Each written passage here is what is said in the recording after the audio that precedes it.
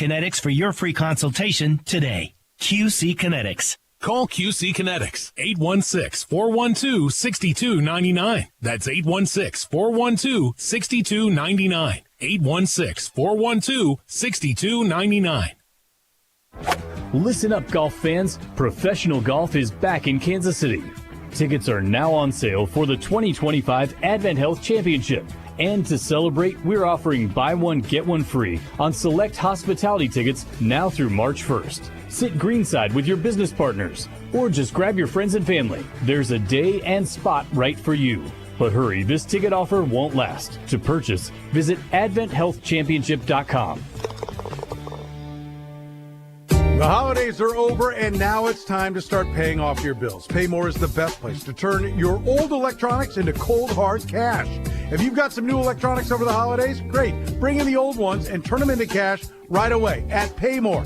They include a free data wipe, whether they purchase or recycle your old tech. Paymore now has 2 locations, 135th in Antioch and Overland Park, and 1415 Douglas in Lee Summit. Paymore, the smart place to buy, sell, and trade electronics. Since 1983, TruckMovers.com has built the reputation of being the most efficient and trusted truck driveway transporter in North America. The nation's leading truck manufacturers and dealers know they can depend on their experience, capacity, and the industry-leading technology to get all of your trucks where they need to be safely and efficiently. From box trucks to mixer bodies, dump trucks or garbage trucks, from school buses to trailers and flatbeds and more, whether used or new right off the factory floor, they've got you covered, moving thousands of trucks every week. For a free quote, call 816-861-5444.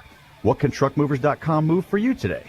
Nobody moves more trucks, and nobody moves them better than TruckMovers.com. Rod End Supply is involved with a variety of motorsports as well as industrial applications with many different types of products. Since 1989, Rod End Supply has provided superior products priced competitively. Whether you're racing at the circle track or drag strip, rock climbing, or going off-road, Rod End Supply has an assortment of rod ends, radius rods, and specialty products to keep your equipment moving. Rod End Supply's experienced staff is ready and willing to help you with your needs. Their promise is to continue to provide a superior product with superior service so you can stay in front of the field no matter what it is. To learn more, go to rodendsupply.com. KCFX HD4 Harrisonville, K279PI Kansas City, 103.7 FM. Sports Radio 810 WHB, Kansas City.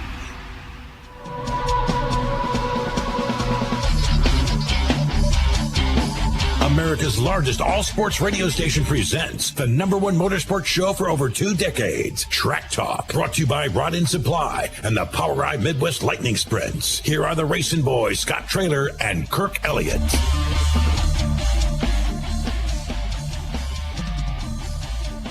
Good morning, race fans. Welcome to Track Talk here on Sports Radio 810 WHB. Don't forget, hour number 2 will be exclusively on our Facebook page, our YouTube page, and racingboys.com as well. Jay running the show back there at Sports Radio 810 WHB. Todd running the show here for us at RBN, the Racing Boys Broadcasting Network. How you doing, Kirk? I'm doing good. We have a little bit of a lull in the racing after such a busy Speed Weeks in Daytona. That's the way it is every year. You run 2 or 3 straight weeks of racing every night, and it's all capped off by the Daytona 500. Then after that, there's nothing. It goes dark, especially in the dirt track world. We're not seeing any major dirt races as far as the major series for another couple of weeks, Scott. So it's right. kind of a downer. You know, it gets around 0 degrees this week, and there's no racing going on. So we broke withdrawal.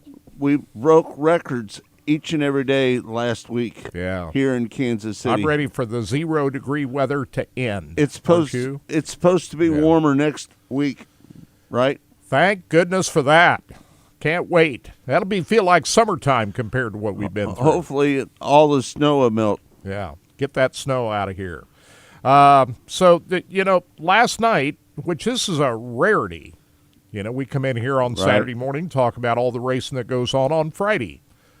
Well, the fact is there was no racing to watch last night. So we got nothing in the immediate past to talk about except the Daytona 500. That was really the last big race we've seen. And we're going to talk about that coming up with Steve Post one of the pit reporters for MRN's coverage for NASCAR. He'll help us break that down a little bit later on in the hour. What'd you think of that NASCAR race, Kirk? Well, I didn't think much of it. My issue with the Daytona 500 and all these big super speedway plate races at Talladega and Daytona are that it's more luck than good when you win those races. You're just not going to pull out because of the with major fastest car and pileups. pass somebody. You're going to have a pileup at the end of the race. And the problem I have with the Daytona 500 over the last few years is it ends up in a big crash. And, this time they raced it back to the checkered flag, which I can get into that here just a little bit. William Byron was right in the right place to He was pick in the right up the place at win. the right time. Right. He started 9th in that overtime restart. He was 9th. And he just found a way to the outside and slithered right on through along with Tyler Reddick, and they finished 1 and 2. And he took advantage of the situation ahead of him, and that's how he won. I think the biggest story of the day was Jimmy Johnson running third. One of the biggest stories, I think that surprised a lot of people. Jimmy Johnson, a 7-time champion of NASCAR. He's a 2-time winner of the Daytona 500, but that was all with Hendrick Motorsports. And since he retired here a few years ago, he decided to get into team ownership, and he's part owner of the Legacy Racing Club. That is part of the outfit that Richard Petty has been associated with. They run Toyotas.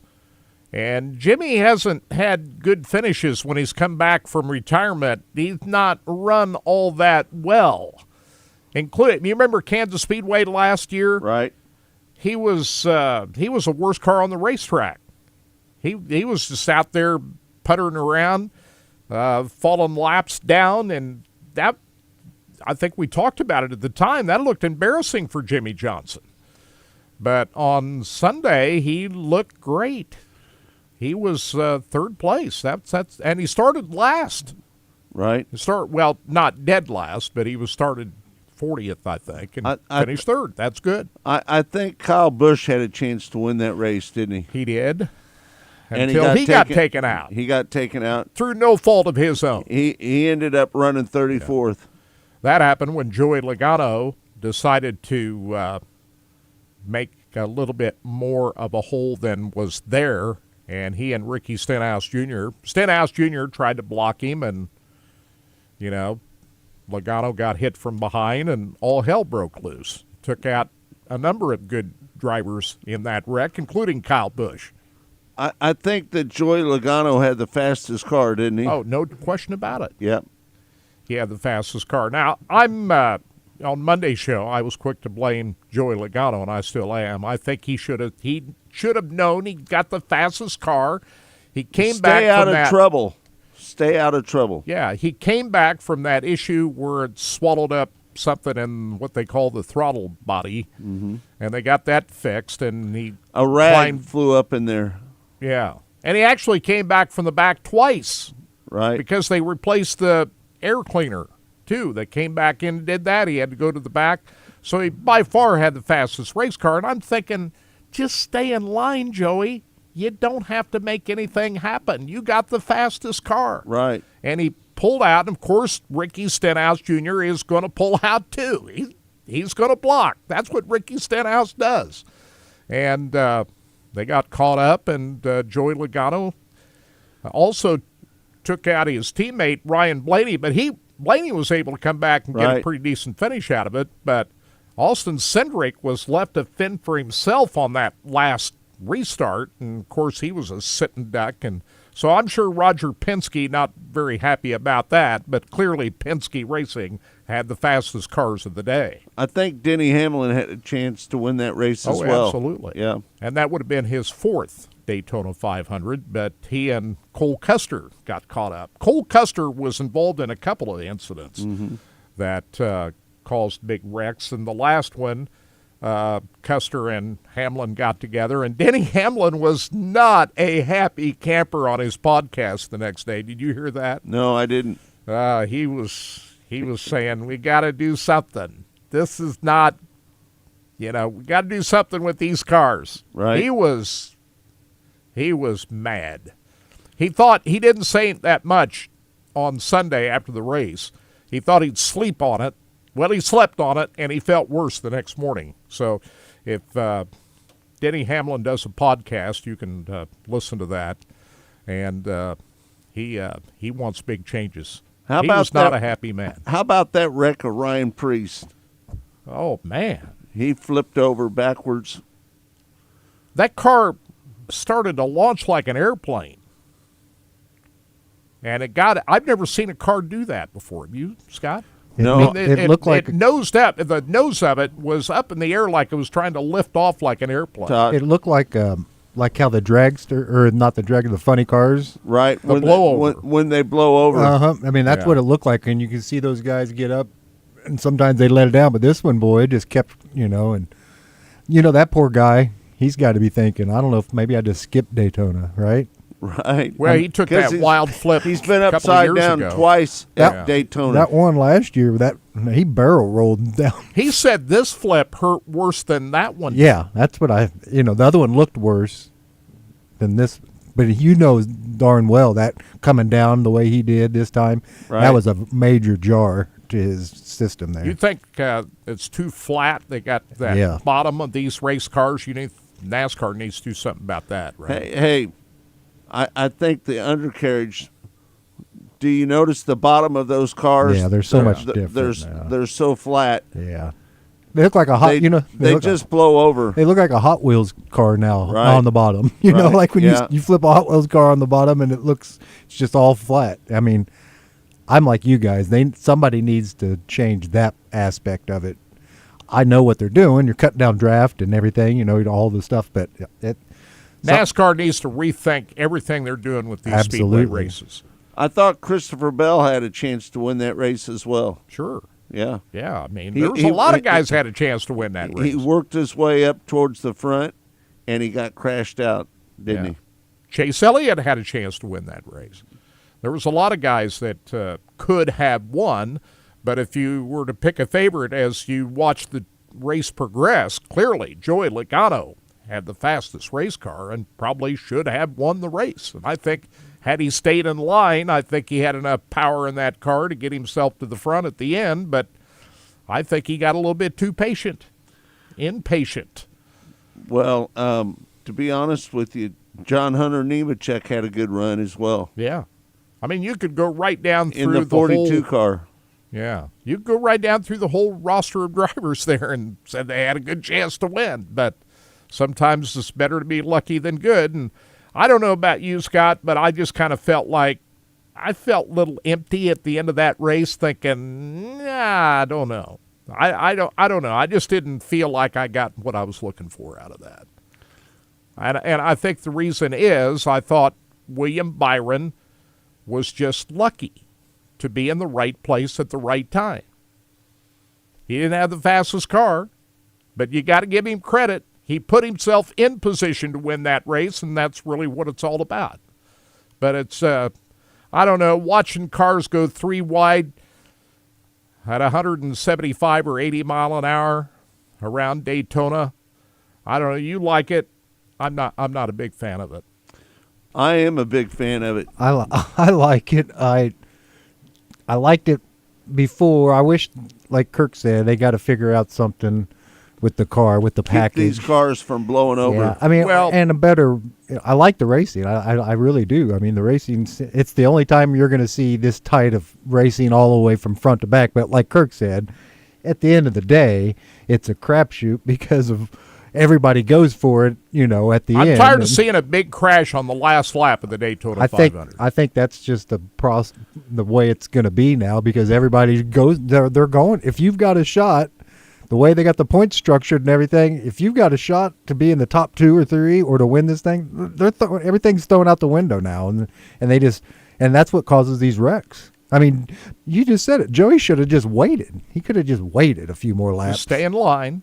And so that's my opinion. I like the racing. I just wish they would be a little smarter about how they go about it. They need to figure out why these cars blow over because the bottom of these cars are Yeah. so flat right now. They got to rethink all of that. Right. And they don't match up well. When you start pushing Yeah, a that's guy the in other front of you, thing. these cars don't match up as well as some of the older versions of the cars. Now, having said all of that, we're going to see a similar situation at Atlanta this weekend. No, this The weekend. track's not near as big as Daytona, but you're going to see them in packs. But for some reason, Atlanta is more entertaining to watch than Daytona and Talladega right now, because I think it's a smaller racetrack.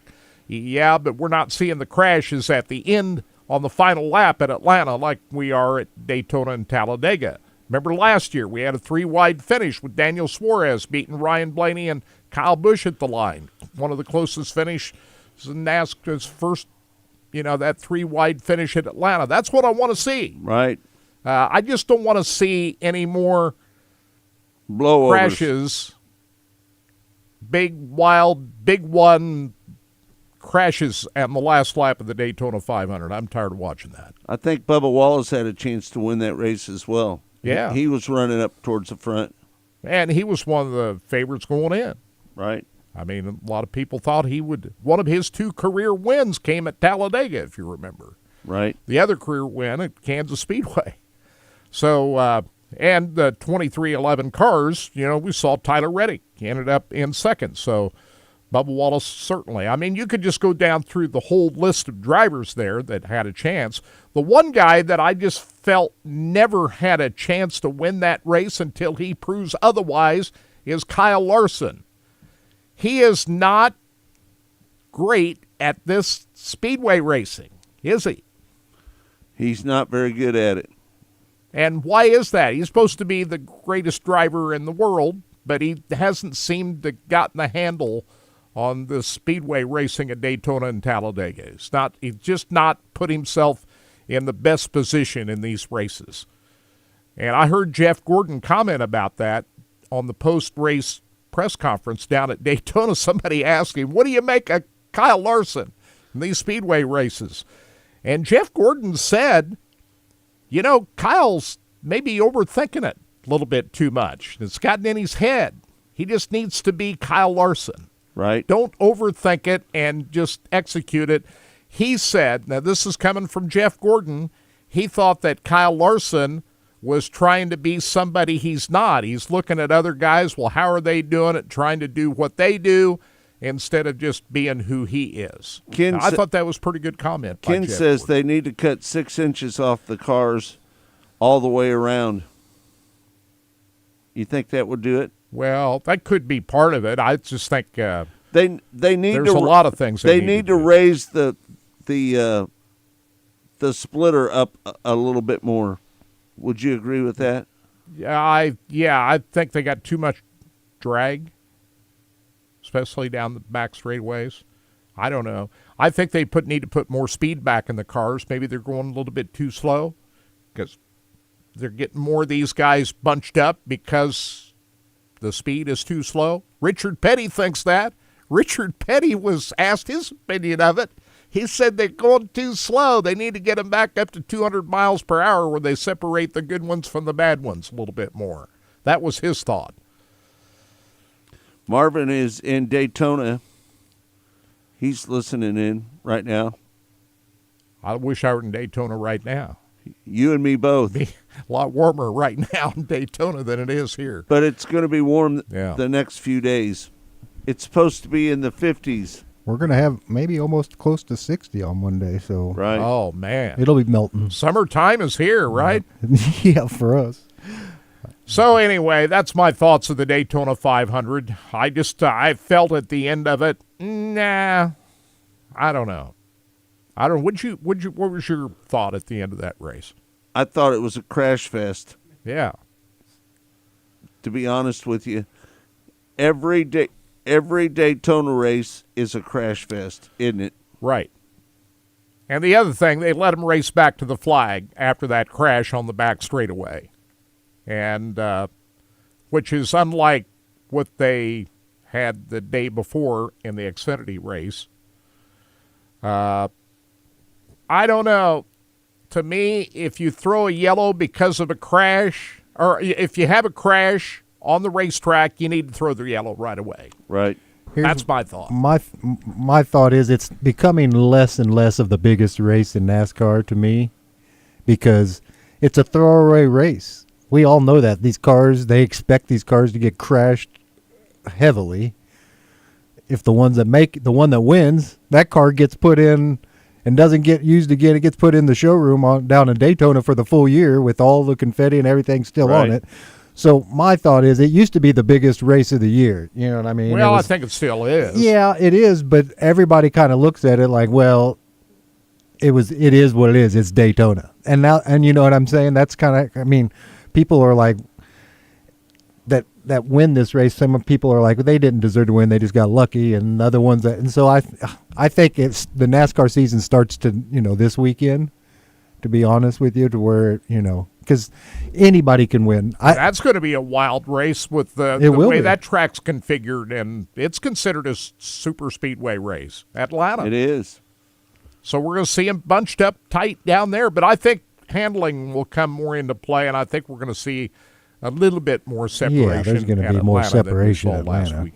Atlanta is one of the racetracks that's very close to Kansas Speedway. Would you agree with that? Yeah, it's thrilling. Mm-hmm. I'll say that, but I think Kansas Speedway has the best races of the whole year. In my opinion, I'm biased. Well, we had the closest finish in history, right? Out at Kansas Speedway. And that was not just a great finish. That was a great race from start to finish a year ago in May. That race was as good as it gets from start to finish. We saw slide jobs, racing going on from start to finish. The fall race was good, even though it didn't have as close a finish as the one in the spring. Ross Chastain won in the fall, and Kyle Larson beat Chris Buescher by 1/1000th of a second in the spring race. But for my book, Kirk, I sleep my own bed and go out here to Kansas Speedway twice a year and get I think the two best races of the whole year. Daniel says they need to take the spoilers off the cars. What do you think about that? I don't think they can do that, but they need to rethink about the cars and what they're doing at both Daytona and Talladega. I do believe that. Another thing is we don't have enough build-up for the Daytona 500. Used to be, and years ago, you had the testing sessions in January. All these guys would show up in January and do a lot of testing, and you could have storylines to talk about. And now, the week after the Super Bowl, here it is, the Daytona 500. To me, there's just not enough buzz and build-up to the biggest race of the year. Yeah, that's what makes it not the biggest race of the year to me, in a way, because it takes away a lot of the hype. That's what I'm saying. So they kind of self-inflicted it onto themselves when you take away all that stuff. Right. And I understand it costs a lot of money to do all the extra stuff and everything, but if you're not spending money, you got to spend that money. You can't just sit on it. Well, clearly they need to rethink about the cars and the package for both Daytona and Talladega, because having last lap crashes at the end of the Daytona 500 has taken it away for me. I would agree with you on that, Kirk. We're going to take a break. When we come back, Dason Pursley coming up. He's we got a great show on Monday. Ricky Thornton Jr. and Kyle Cummins. Yeah, on Monday. I finally got a commitment from RTJ to come on the show. He's one of the hottest late model drivers in the country right now. Lucas Oil late model champion last year, and he's committed to join us on Monday, and we'll have Kyle Cummins coming on too. He's the champion of Winter Dirt Games for the non-wing sprint cars down in Florida, so we'll have those two guys on Monday. So big show coming up. But Dason Pursley, how about Dason Pursley, Scott? What he's done down there, all podium finishes at Winter Dirt Games down in Florida last week. All right, we're going to take a break. When we come back, more of Track Talk right here on Sports Radio 810 WHB. It's all brought to you by Rod End Supply, featuring the POWRi Midwest Lightning Sprints. We'll be back in a moment. Stay tuned.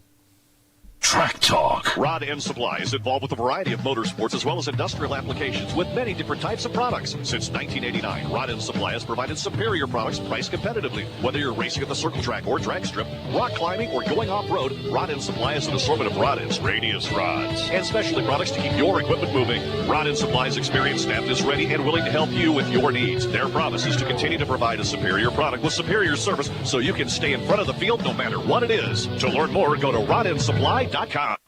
3:30, gentlemen, 3:30. See a top GM dealer? It's their incredible selection and savings. Choose from over 400 new vehicles, including the new Buick Envista and Enclave, or go professional grade with the brand new GMC Sierra or Yukon. Plus, enjoy huge Brogdon discounts, low financing rates, and a 30-day money-back guarantee. Big selection, big savings. That's the Brogdon way. Visit robertbrogdon.com or stop by in person at I-35 in Santa Fe. At B&B Theaters, enjoy the way movies are meant to be seen on the big screen. B&B Theaters, headquartered right here in Kansas City, is your family-owned and operated theater. B&B Theaters has great entertainment for the whole family this February with films like Captain America: Brave New World, Love Hurts, Hard Eyes, The Unbreakable Boy, Earth Blew Up, a Looney Tunes movie, Last Breath, and more. Many locations across the metro, the big screen is the best way to enjoy the magic of the movies. Tickets, showtimes, and the chance to sign up for the free Backstage Pass loyalty program all online at bbtheaters.com.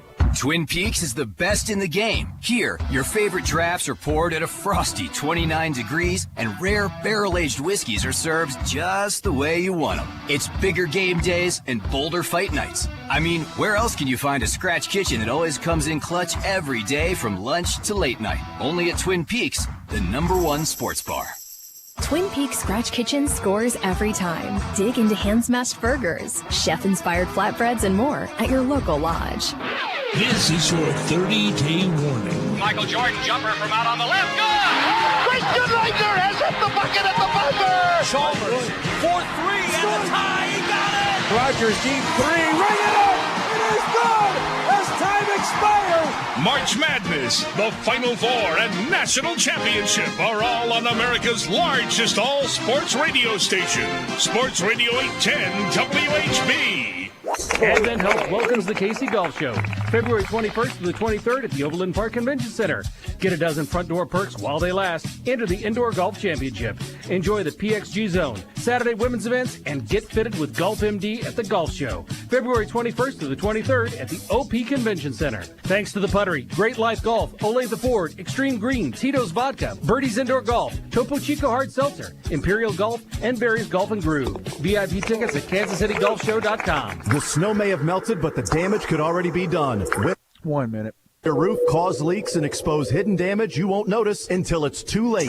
Don't wait for a costly surprise. Call Pyramid Roofing today for a free post-storm inspection and make sure your home is protected. Locally trusted for over 30 years, Pyramid Roofing is here to keep Kansas City homes safe and secure. Visit PyramidRoofingKC.com or call 816-966-1101. Pyramid Roofing, your home deserves the best.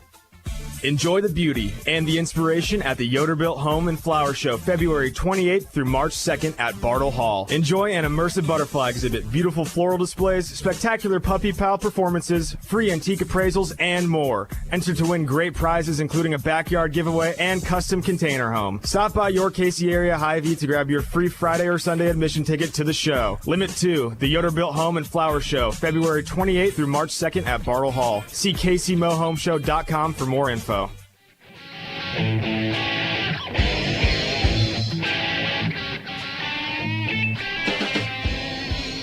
Welcome back to Track Talk here on Sports Radio 810 WHB. It's all brought to you by Rod End Supply, featuring the Power-Eyed Midwest Lightning Sprints. We had a chance to talk to Jason Pursley, didn't we, Kirk? We did.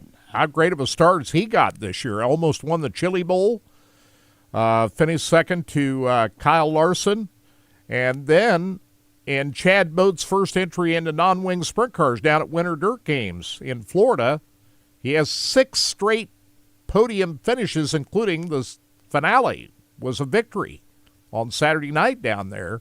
And he's going to be running high limit for the full-time this year for Buick Motorsports, 410 wing sprint car driver full-time for high limit. So Jason Pursley's got it going on right now. He said he's going to run a little bit of World of Outlaws as well. Yeah, So, I mean, he's got a pretty heavy, but he's full-time high limit.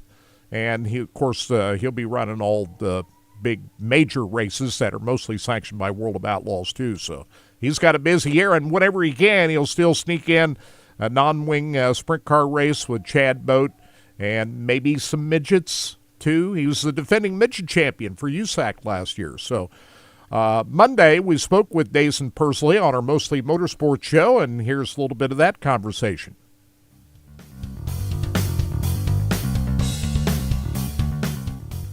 Man, you've had a fantastic run, 6 podiums, top 3s.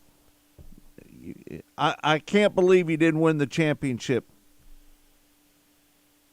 Yeah, it was. It's pretty wild to realize how good we run, and then we're still of course tied for the whole week's championship. But just nonetheless, goes to show of how hard USAC is and everything, and how good of a week Kyle Cummins and the Avani teammate had and everything. So just cool to really have all those people on board and everything, and then cool to start off the year with them and Kyle running, of course, the whole USAC tour. It'll be fun to watch him for sure.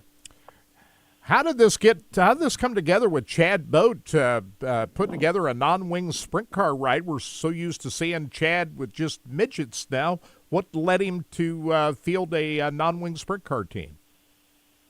Yeah, just something that, I, of course, just want to race as much as I possibly can, and just always want to stay racing as many, non-wing cars as I possibly can and everything. So always just kind of joked around with Chad a little bit about building a non-wing car and letting me run his midget, and then maybe letting us build a non-wing car and all this and all that, and then got hooked up with Jerry Petty from Avani Windows and Doors, and started talking to him and everything. And he, of course, loves non-wing, and he just loves racing in general. So when I kind of brought the idea up to him and everything, he was all about it and everything. So allowed us to use some of his resources and everything with, Eric and them from Stanton and Spike Chassis and Sure-Built shocks and everything to letting us go out here and build a fast, beautiful piece that Chad always allows us to do. And him and Chad were able to work something out, and I'm just the one that lucky enough gets to drive it. Hey, Dason, you had a hell of a run at the Chili Bowl. You give Kyle Larson everything that you give everything that you pushed him the hardest. I'm so proud of you, what you did down there. Yeah, it was a fun run. Chili Bowl's, something that I'm very fortunate and special to be an Oklahoma kid, and want to win that race more than I think anybody. So, I've had a lot of terrific runs inside that building, but I've never came home from those little golden guys. So, just makes the event so much more special when it comes around one time a year. So, probably 300 days until we're back in that building, and it's something I'm excited for sure. I think they would have blown the roof off that place had you won that night down there. That's, being the hometown guy, that would have been, how big would that have been if you'd have pulled that off? It would have been huge. Only time will tell really how big I guess it would be if I'm able to, one day hopefully get one of those things. But just a special place for Oklahoma people to be involved at and everything. And the atmosphere there this year was second to none. I felt like it got packed pretty early on a Thursday, so no coming Saturday that it was going to be absolutely packed and walking and distance only and stuff. So just a cool place to be, and a cool place to be, especially in January. They talked about that. To get back to the Chili Bowl just a little bit, they had that banner on the front straightaway. That banner was already down on the racetrack even before you hit the wall, was it not? It's so hard to tell, just because there's just so many different things that could, happen, or that's not in the rule book or is in the rule book or anything like that. So, if it was my time to win, banner or not, then I probably would have won, but just didn't quite get it done. Kyle was good and everything, no matter the circumstances, and you have to have a little bit of luck inside that building to win, and he had it all that night. Yeah, I would say so. He got up over one car and he thought he killed the engine, kept it going, then thought he was going to flip it when he got up. That was luck, wasn't it? That he was able to not have those issues. Yeah, Kyle is definitely good by all means, but when you add a little bit of luck into his playing field as well too, it's hard to beat him. So, it was just was just his year for sure to get his third driller, and he's worked at this stuff harder than anybody, so he deserves all the good things. But you can say Kyle Larson's lucky. I don't know. He proves to be good in everything. So just something that would we all chase for sure. Him starting on the pole, I felt like if you put him on the pole, he's got a great chance of winning the race. Well, you would have been on the pole had you not run out of fuel in the pole shuffle, right? Yeah, but just another, coulda, shoulda, woulda thing of just everything on the White Chili Bowl is so hard to win. You got to have luck. You got to have everything go right, and just maybe we had two things go wrong that allowed us not to win this year or this past year. But nonetheless, it was a good run for sure, by all means. And like I said, there's always going to be a shoulda, coulda, woulda, or a different rule in the rule book, or what if we did this? What if we did that? And that's what makes this sport so hard and frustrating at times. But when you do win, that's what makes it fun as well. You're going to get your driller. You're going to get your big driller one day. It's coming. I sure hope so. And we're going to play the extended version of that in hour number 2. And we got 10 minutes and 25 seconds of playtime in hour number 2. We're going to play a little bit more of that. We're going to ask Dason about his weekend.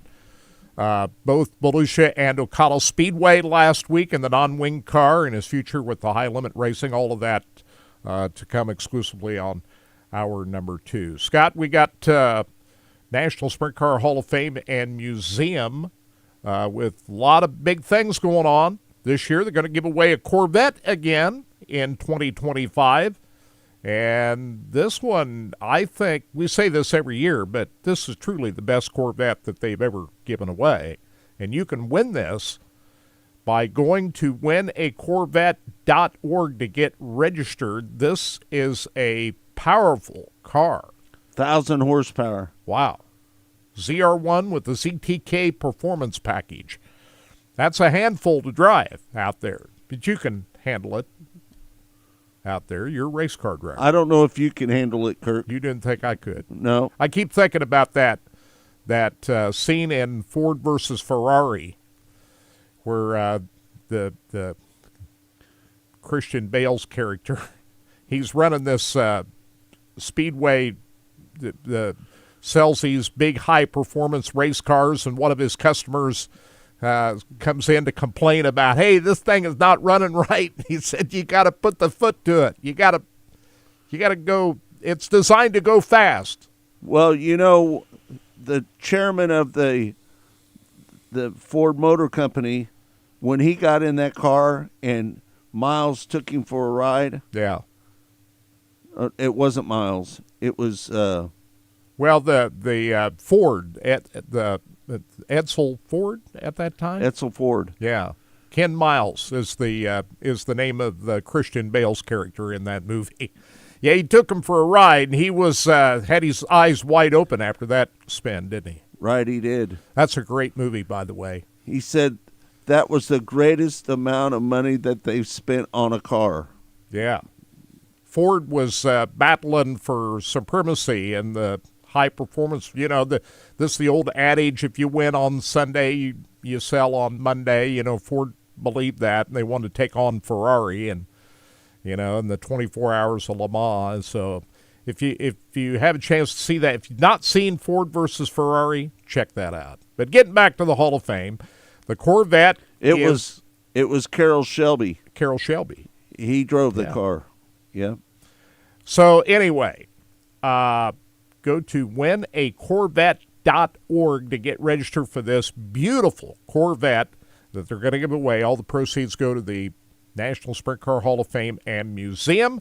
And I might want to mention the Dennis Holbaugh Suite Tower under construction right now. They've come along very quickly on the progress of that, and it looks like it's going to be ready to be open and people in it when the season opens up in April. The World of Outlaws open up the season at Knoxville. So the Dennis Holbaugh Suite Tower really changes the look in Turn 2 up at Knoxville.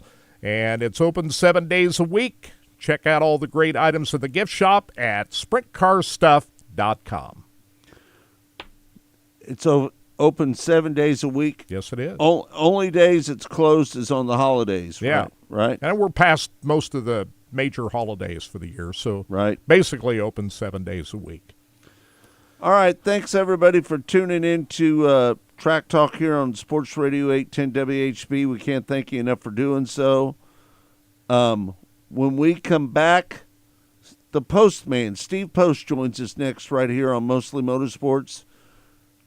Man, he's got a lot to talk about. He was right down there in the middle of it, pit road, covering it all for MRN at the Daytona 500. So we'll get his take on everything that went on at Daytona. All right, thanks everybody for tuning in. It's all brought to you by Rod End Supply, featuring the POWRi Midwest Lightning Sprints. Don't forget, on Monday, we've got Ricky Thornton Jr., Kyle Cummins coming on Mostly Motorsports. That's going to be a good show. Yeah. Tune in if you want to watch it live, noon on Monday, every Monday. And, of course, we podcast that as well. You can list that on your favorite podcast. All right. Thanks, everybody, for tuning in. We appreciate you, and we can't thank you enough for doing so. When we come back, Steve Post joins us next right here on Mostly Motorsports. Track Talk. Rod End Supply is involved with a variety of motorsports as well as industrial applications with many different types of products. Since 1989, Rod End Supply has provided superior products priced competitively. Whether you're racing at the circle track or drag strip, rock climbing, or going off-road, Rod End Supply has an assortment of rod ends, radius rods, and specialty products to keep your equipment moving. Rod End Supply's experienced staff is ready and willing to help you with your needs. Their promise is to continue to provide a superior product with superior service so you can stay in front of the field no matter what it is. To learn more, go to rodendsupply.com. 2.5 minutes. It's the year to get your freedom back. Would you like to pay off your mortgage in half the time without changing your spending habits? Then the Freedom Loan, exclusive at Cap One Lending, is the right loan for you. Are you tired of looking at your statement every month just to see that almost all your payment goes toward interest? The Freedom Loan pays the principal first, eliminating most of the unwanted interest, taking years off your mortgage, saving you thousands of dollars every year. Pay off your credit cards, your auto loans, your mortgage, and be living debt-free in about half the time, all without changing your spending habits. The Freedom Loan, exclusive at Cap One Lending. Call 816-905-1111. That's 905-1111, or go to CapOneLending.com. Cap One Lending, making your dreams a reality is what we do. Cap One Lending, a Kansas licensed mortgage company, license number MC0026341, NMLS Missouri license 2468614. Programs and rates subject to change without notice. Paid for client portrayal and endorsement. Choice of a lawyer is an important decision and should not be based solely upon advertisement. Past results afford no guarantee of future results, and every case is different and must be judged on its own merits. I got hurt in a car wreck. Give me one good reason why I should call DM Law. How about 3 great reasons you should call us? 1, it's easy. You can hire us today on your phone. 2, it's fast. We can start helping you today. 3, the results. After my wreck, DM Law got me $300,000. Mike's got this. Call me. I've got this. 816-888-7500. Mike's got this. 1 minute. Brogdon's Olathe Kia has expanded to serve you better. Come experience the all-new showroom and service department just off I-35 in Santa Fe. Check out the latest lineup of Kia, including the spacious new Sorento, the rugged Telluride, and the first ever K4, each backed by Kia's industry-leading warranty. Visit OlatheKia.com or stop by today. Olathe Kia, expanding for you. Warranty is a limited powertrain warranty. See Kia.com or retailer for details. NBA Saturday Primetime on ESPN Radio. It's a star-studded showdown in the Mile High City. To the top of the arc, steps left, 3, bang, bang, bang, bang! Luka Doncic! LeBron, Luka, and the Lakers go head-to-head with Nikola Jokic, Jamal Murray, and the Denver Nuggets. Jokic! The Lakers at the Nuggets. The Lakers and Nuggets coverage begins Saturday at 7 on Sports Radio 810 WHB.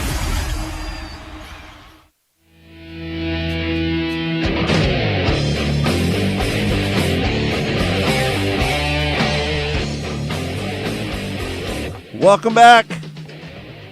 It's Track Talk here on Sports Radio 810 WHB. It's all brought to you by Rod End Supply, featuring the POWRi Midwest Lightning Sprints. We are having a a little trouble getting a hold of Steve Post? The Postman is working an indoor race this weekend. He's working up in New Jersey, I think. So MRN is off this weekend because the Performance Racing Network is carrying events at Atlanta Motor Speedway. So we'll try to hook up with the Postman here in just a little bit. There is a 410 wing sprint car race going on today in Pennsylvania. Not sure what the weather's going to be like at Lincoln Speedway. It was first scheduled for tonight or today, and they called it off. But tomorrow they're going to run at 2 o'clock our time, 3 o'clock Eastern time at Lincoln Speedway. They call it the Icebreaker, 6,000 to win. What time's that start, Kirk? In Pennsylvania. What do you think the weather's going to be like in Lincoln Speedway tomorrow? Hopefully it'll be better. Race. I mean, we're just getting out of zero weather. I know it's been cold there too. They had snow on the ground. But typically when they have this Icebreaker at Lincoln, they draw a pretty good crowd and a good car count. So I'm expecting the same, but they're going to run it in the daytime at Lincoln Speedway, and you can watch it on Flow Racing. And that'll be the first big wing sprint car event in Pennsylvania this year. We'll see if they get it in. They say it's going to be warmer tomorrow, so we'll tune in to see how it goes. I'm sure all the heavy hitters in Pennsylvania wing 410 racing will be there. Should I let the dogs down? They're squealing on you. Right. The dogs are, you got 2 dogs in the house. Texas and Bristol. Yeah. So. Should I let them down? Probably not. Are they up there alone? Your dogs? Yep. Upstairs? Yep. No, I just, they'll get along for a while. Don't you think? Unless you think they're going to tear your house up. Nope. Texas is the only one that would tear the house up. Not Bristol. Not Bristol. Well, we'll try to make contact with the Postman. Steve Post probably got tied up with his duties out there in New Jersey, I think it is. So anyway, we'll try to hook up with him when we can. Just want to talk about the High Limit and the World of Outlaws sprint cars will be off for the next week or so. I think the World of Outlaws are not due back in action until next weekend. They're racing on a Sunday and Monday at Volusia Speedway Park, and this is part of Bike Week this time. So they return to Volusia on March 2nd and 3rd. No good, Todd. And then they go to Talladega the next weekend after that. So World of Outlaws is scheduled to be pretty busy throughout the week, the month of March. The High Limit Series opens up in Las Vegas on March the 13th and the 15th. And that's part of the NASCAR Cup weekend in Las Vegas. So that's when they're going to open up their season. And then after that, there'll be an action at Thunderbolt, Kevin Harvick's Kern Raceway out in California. They'll be at Paris Auto Speedway. And then they go to Arizona for a weekend, and then the season starts. So you remember last year, High Limit took the whole month of March off. They raced in February down in Florida. Then they took the whole month of March off and came back in April. They're doing things a little bit differently this year. They're starting off in the middle of March, and then they're kind of keeping things moving. I thought last year that they lost momentum just a little bit by starting in February and then taking March off and then coming back in April. They got their season off to a great, so when East Bay Raceway was open up, they raced down there. But this time they've decided to wait till the middle of March, which I think is the right choice, because you don't want to do what they did last year, race for 2 or 3 weeks and then take the whole. You lose that momentum that you build up at the start of the season. So a little bit lull in the action. The late models are pretty much the same. Dirt late models are taking the next couple of weeks off as well. We see the Lucas Oil Late Model Series. They're not opening back up till the 21st of March. And then we see the World of Outlaw late models. They're opening up at Smoky Mountain Speedway coming up in March, I think March 14th and 15th is when the World of Outlaw late models will kick off. So we're just in that lull right now between the speed weeks in Florida and when the meat of the season goes up. And part of the reason why they do that is because the weather is not good most other places except Florida and Arizona. It's going to be good next week. I hope so. Hopefully all this snow will melt. Yeah, get the snow out of here. Right. Hey, Kirk, Lakeside Speedway is going to host a high limit series on October 10th and 11th, and they're going to go to Lucas Oil Speedway on October 15th. Yeah, that's in the time of the year where I remember we used to have the World of Outlaws at Lakeside Speedway in the middle of October, but Outlaws not coming to Lakeside Speedway anymore. Have we got confirmation that they're going to go to Lakeside Speedway up at US 36? Have we got confirmation on that yet? No, World of Outlaws will not be at either one of those places this year. The high limit will be at Lakeside in May as well, the same weekend as the NASCAR at Kansas Speedway, so we'll see high limit out there then. Lucas Oil Speedway in late June and Lake Ozark Speedway a couple of nights before they go to Lake Ozark, or Lucas Oil Speedway will be at Lake Ozark Speedway on a Wednesday night in late June. But other than that, we're not. I think you got to go to 81 Speedway in Wichita for a World of Outlaw show, the closest here in Kansas City. Eagle, Nebraska is not too bad. You could still. Eagle, yeah. I mean, we made that trip once or twice, so. Yeah, right. That's about a 3 hour drive. They're racing at Eagle Raceway on June 10th, and they're going to race at Lake Ozark Speedway on June 25th, and June 27th they're going to be back down at Lucas Oil Speedway. Yeah, right. 2 nights at Lucas Oil Speedway. Right. So if you want to see the World of Outlaws, you go to 81 Speedway in Wichita, or you go to Knoxville, which they're going to be up there 3 times this year. They're going to be up there in April when the season opens up at Knoxville. They're going to be there in June, and then again for the Nationals in August. So you still, here in Kansas City, you don't have to drive all that far to see some great sprint car racing, but we're not going to see any racing at I-70 Speedway. You remember, you had a couple of high-limit events out there last year, but there's no events at I-70 Speedway, and frankly, I'm not sure if we're going to see another event on the dirt track at I-70 Speedway. So what makes you say that, Kurt? Well, there's been some issues in terms of getting, remember they had plans of reducing the size of the racetrack. Right. And that's been put on hold right now, and there's some internal stuff going on out there. Chris you kind Payne of wonder about what the future is with the dirt track out there. You remember the drag strip is owned by a different person. Scott Higgs owns the drag strip, and they've got that up and running now, and you just wonder, that's sitting pretty close to the drag strip, what the future is with the dirt track at I-70 Speedway. Right now, it's in question. Right. I'm not sure. I'm kind of like you, Kirk. The last positive post I saw on Facebook that they posted was October 11th of 20. Well, no schedule for the new season. Yeah, 2024. Here's the post. It was from Mark Martin, and he tweeted this out, and he said, not the Mark Martin that. Yes. Is it the same Mark Martin? Yes. This is Mark Martin. So listen what he says here. It says, thank you for all of our I-70.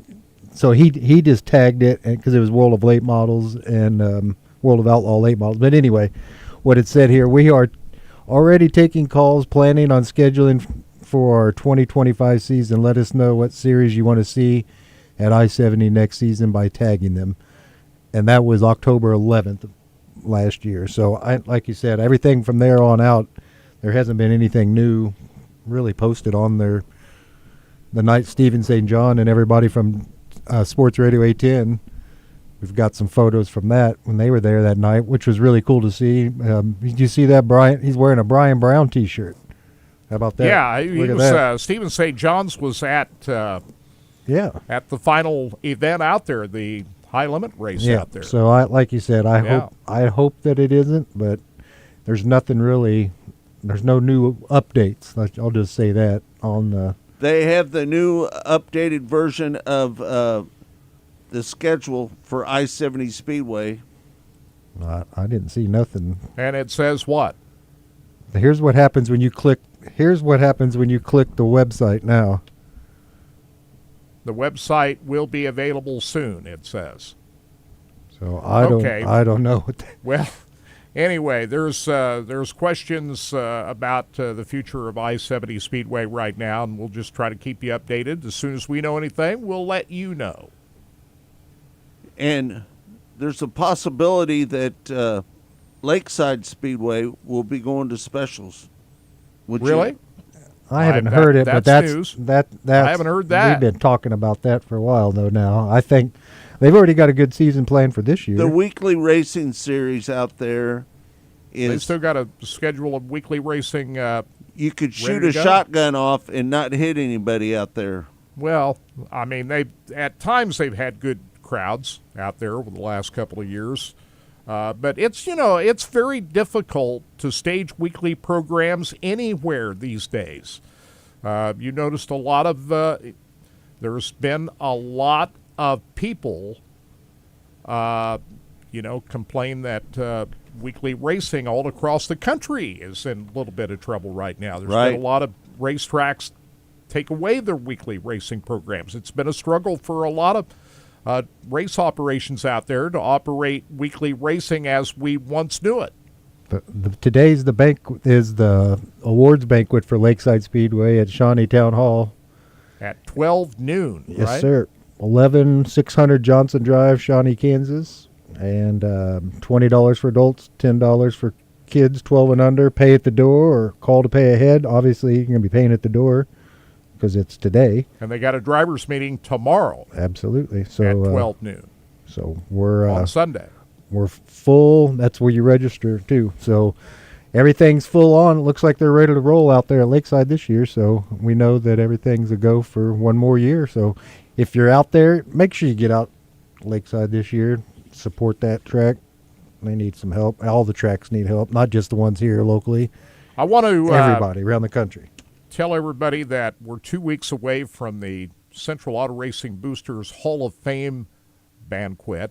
That's coming up on Saturday, March 8th at the Mayan Center in Bonner Springs, same place they had it last year, the George Mayan Community Center.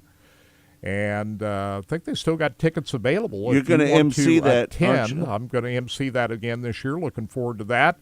You can contact Brian Jackson for tickets, 816-916-4448. That's 816-916-4448. Christie's will be catering that again this year. And that's on Saturday, March 8th. Doors open at 3. Awards start at 4. Here are the inductees: Charlie Benedict, Donald Connor, Vinnie Covert, Ray Cunningham, Bob Douglas, J.D. Green, Rick Howard, Dave Rupard, and your Pioneer inductee, Pat Cunningham. So looking forward to that. 2 weeks away, March 8th. So look forward to seeing everybody at that event. Today's also the bowling event for CARB today. So if you had your team, or it's already going on, but go by there today. I think it's going to be it's the 31st annual. Let me pull this up on the screen real quick here. 31st annual. It's today at Revolutions Lane. So if you want to go watch some of your racing people bowl, this would be the place to go watch them today. Ken says traveling series are killing weekly racing. Would you agree with that, Kurt? That's part of it. Yeah, but we're not seeing as many weekly racers as we once did. The micro world seems to be fairly healthy, but even that has seen dwindling car counts. But you go to a lot. It's just expensive to race nowadays. And you're not seeing the younger kids moving into race cars now. You remember when you and I were growing up, they still had shop classes in school. Right. That automotive class, people still worked on their race cars back then. Kids are not like that you today. You can't do that though now because it takes a computer to work your young kids right now. They don't work on race cars. Yeah. Well, they don't work on cars. I mean, heck, I used to change my own oil. I don't do that no more either. You know, I mean, I used to regularly change my own oil at home. I don't do that no more. So. All right, thanks everybody for tuning in to Track Talk here on Sports Radio 810 WHB. It's all brought to you by Rod End Supply, featuring the POWRi Midwest Lightning Sprints. Kirk, you got anything to add? Well, I'm just going to say the touring series are very healthy right now. Right. You can, the big, grassroots touring series, but the weekly racing is not like it used to be, and I'm not sure it'll ever be that way. All right, thanks everybody for tuning in. Thanks for Jay back there at Sports Radio 810 WHB for running the show back there. Todd Surprise running the show here at RBN, the Racer Boys Broadcasting Network. For Kirk Elliott, I'm Scott Traylor saying we'll see you in hour number 2 exclusively on Facebook, YouTube, and racerboys.com. We'll see you then. Rod End Supply is involved with a variety of motorsports as well as industrial applications with many different types of products. Since 1989, Rod End Supply has provided superior products priced. Hey, no problem. We'll see you next week. Connection was really spotty those last 10 seconds. I saw that. I don't know what was going on there. I saw we're still having the one side's 22, so I'll have Kirk look at that. But yeah, I don't know. I know that's the send, so it's not the return. So we'll look at it. Yeah. All righty. We'll see All right, you next man. week. Thanks, brother. Is seeking healthy men and women ages 18 to 55 to participate in a clinical research study at our facility in Lenexa, Kansas. Non-smokers or light smokers allowed. Women must be of non-childbearing potential. Volunteers must be available for one stay of 29 nights and 2 outpatient visits. Qualified participants may receive compensation up to $14,400 for time of travel. Call ICON today at 913-210-5900. That's 913-210-5900. Tired of the Hot Tub Expo headache, limited selection, no wet tests? Well, skip the expo stress and come to ProBuild Pool and Patio in Riverside. At ProBuild, you can browse at your own pace, get expert advice to find the perfect hot tub for you, and even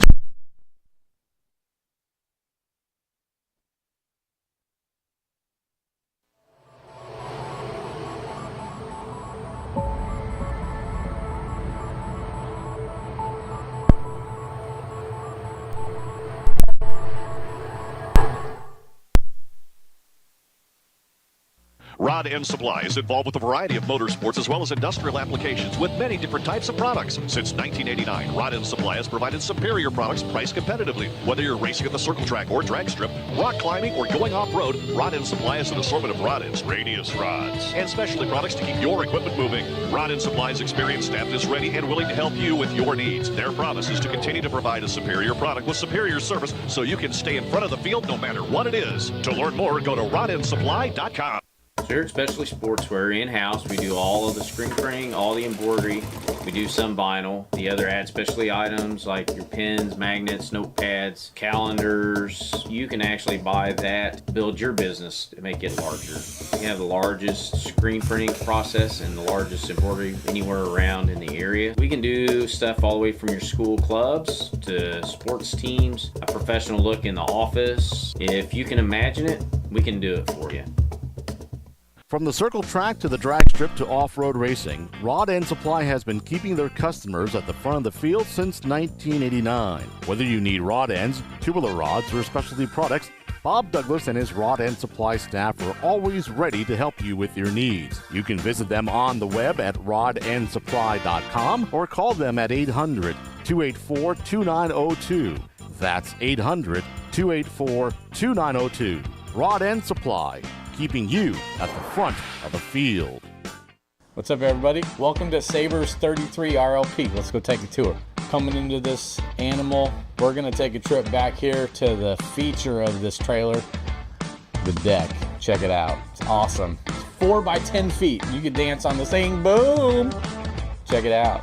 It's pretty nice. And then coming to the back of this thing, you got a 75-inch TV. It's huge. 60-inch fireplace. Nice and big, keep you warm. Then you got an ottoman that converts into a table, if you will. maybe some TV trays. Then this hide-a-bed that I'm pointing at, it comes out and folds into like a king-size bed with storage in the corner for all your linens. Great little addition to the trailer. Your dinette, of course. Then you're gonna come around to the kitchen with the TikTok sink. It's got the spritzer and the waterfall and all that stuff. Residential style refrigerator. It's got the microwave and the oven that's residential as well. Big old pantry over here with motion detected lights, coffee bar, and then coming up to the bedroom, you'll have the bathroom first, nice and spacious with a seat in it for them ladies.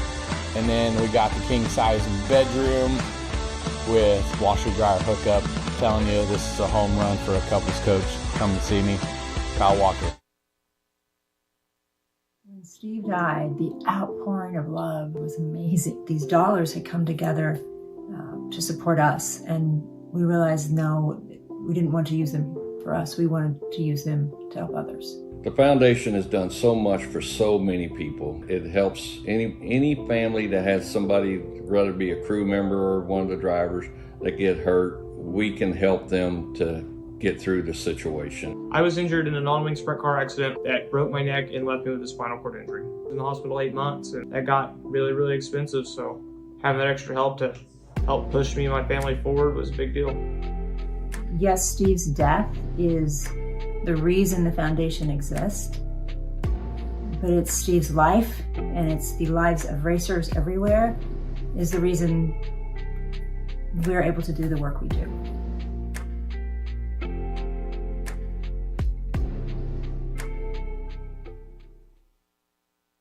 So we have a lot of folks come in interested in traveling for work. This is going to be a great option. Your Coachman Northern Spirit 2565 front kitchen. You have a nice wraparound full front kitchen here. Huge windows up top. Big 12-volt refrigerator. Lots of windows on the sides here. Great natural light coming in. You have your big TV over here on the swing arm bracket so you can kind of see it from any point in the room. Also have your bar stools here. Sit and eat your breakfast. In the bedroom, you're going to have a king-size bed in the slide-out. Lots of storage underneath that. Washer, dryer, hookup. Tons of storage with the drawers. Then you got your full bath across the back. When it comes down to a camper that you can get for 6,500 pounds and be under 30 feet long, this is an absolute home run.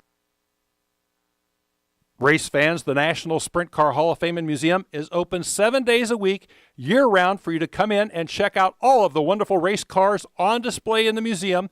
And our online store at sprintcarstuff.com is open 24 hours a day for you to check out everything that we have in stock for sprint car fans. Whether it's for a birthday, anniversary, or Christmas, sprintcarstuff.com has it all. That's at the National Sprint Car Hall of Fame and Museum in Knoxville.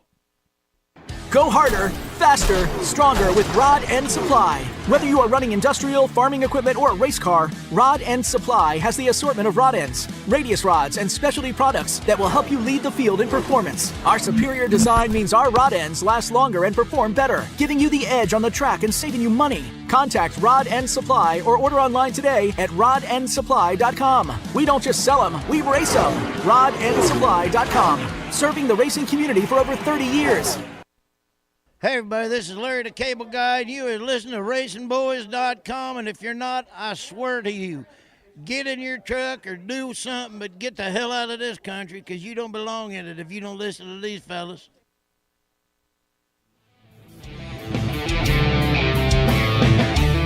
It's time for America's most unique motorsports show, Track Talk, brought to you by Rod End Supply and the Power Ride Midwest Lightning Sprints. Here are the racing boys, Scott Traylor and Kirk Elliott.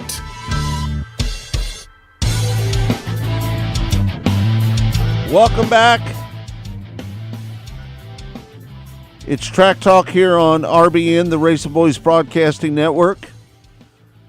And we thank everybody that's followed us over here on RBN, the Racing Boys Broadcasting Network. We appreciate it. We got a pretty good number today, Kirk. That's excellent. Glad to hear that. Right.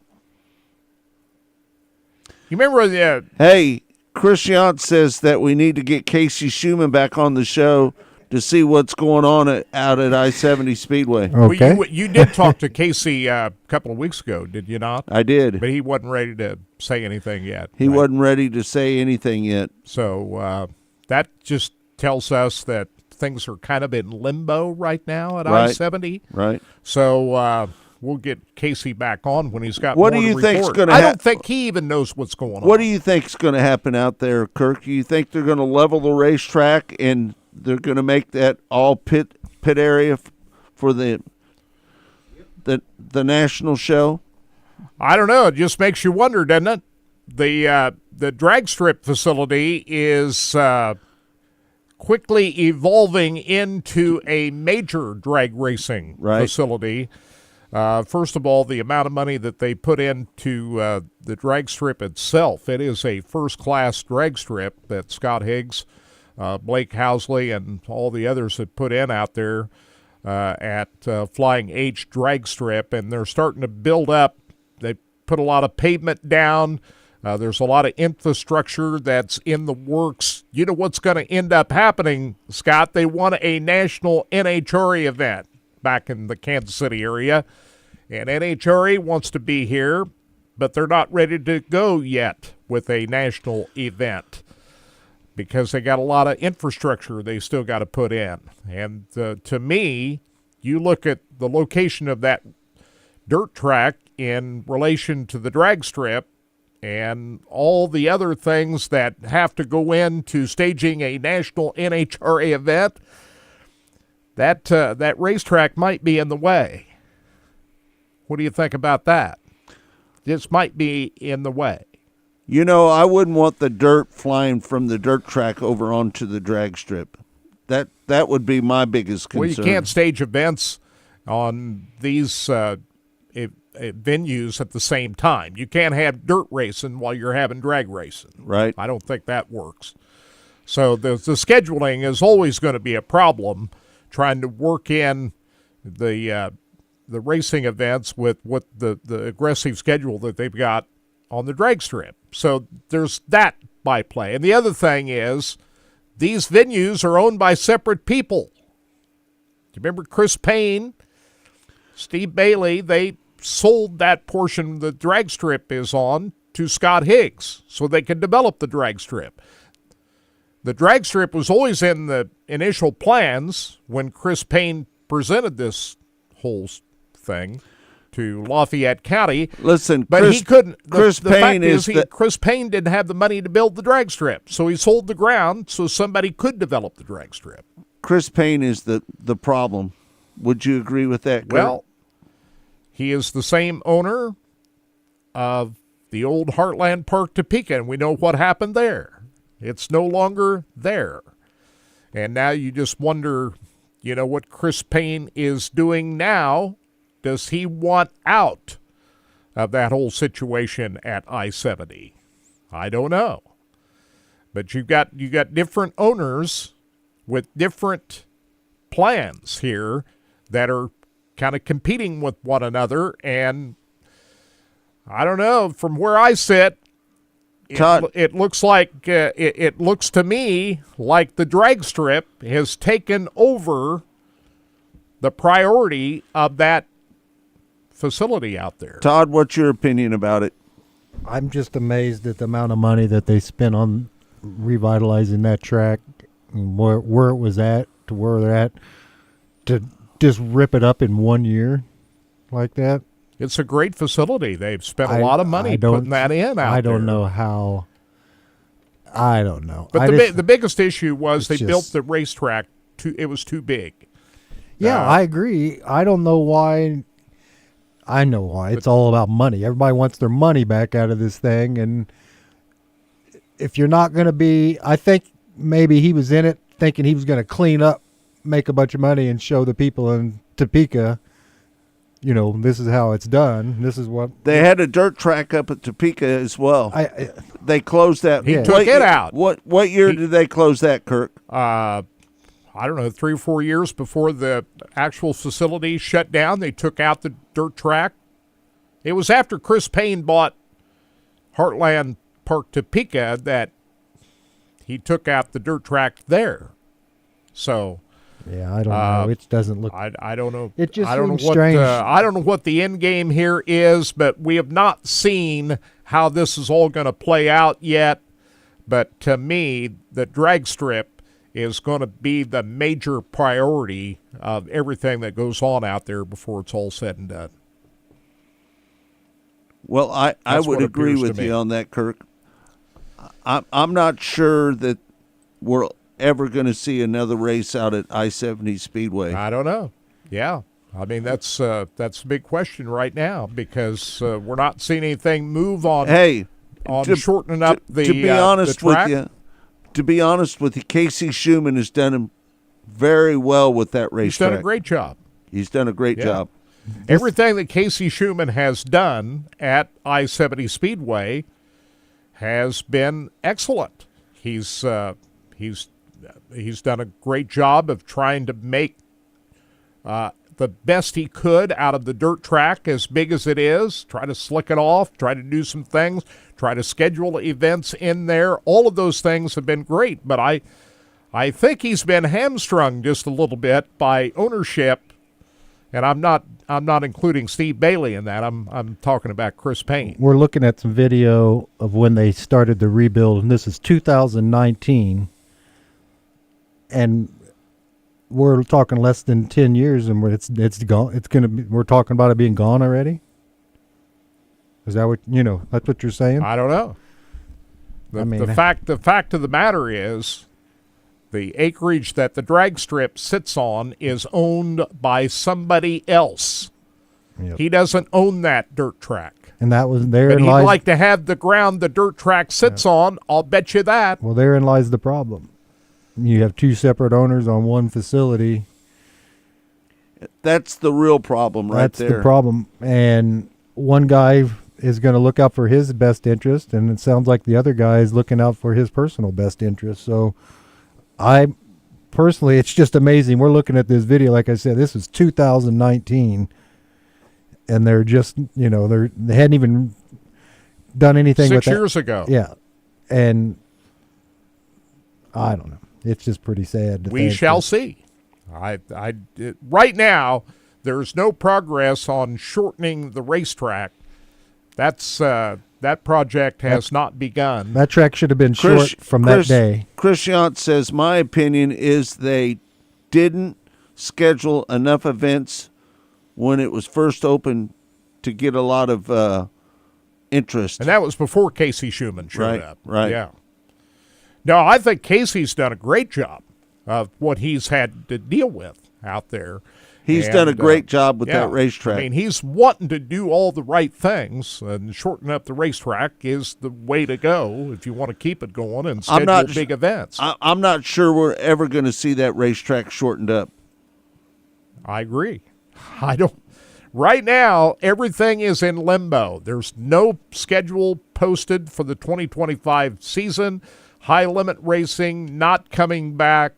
There is one event scheduled for the POWRi Wing 410 later in the year, but that's very much in question.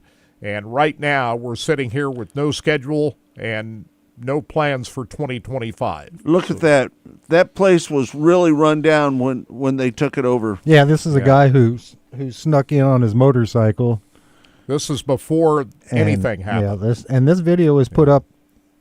When did you say that one video was when 2000? What was when they were building the track, Kirk? Again, 2019. Yeah, and so how many years is that?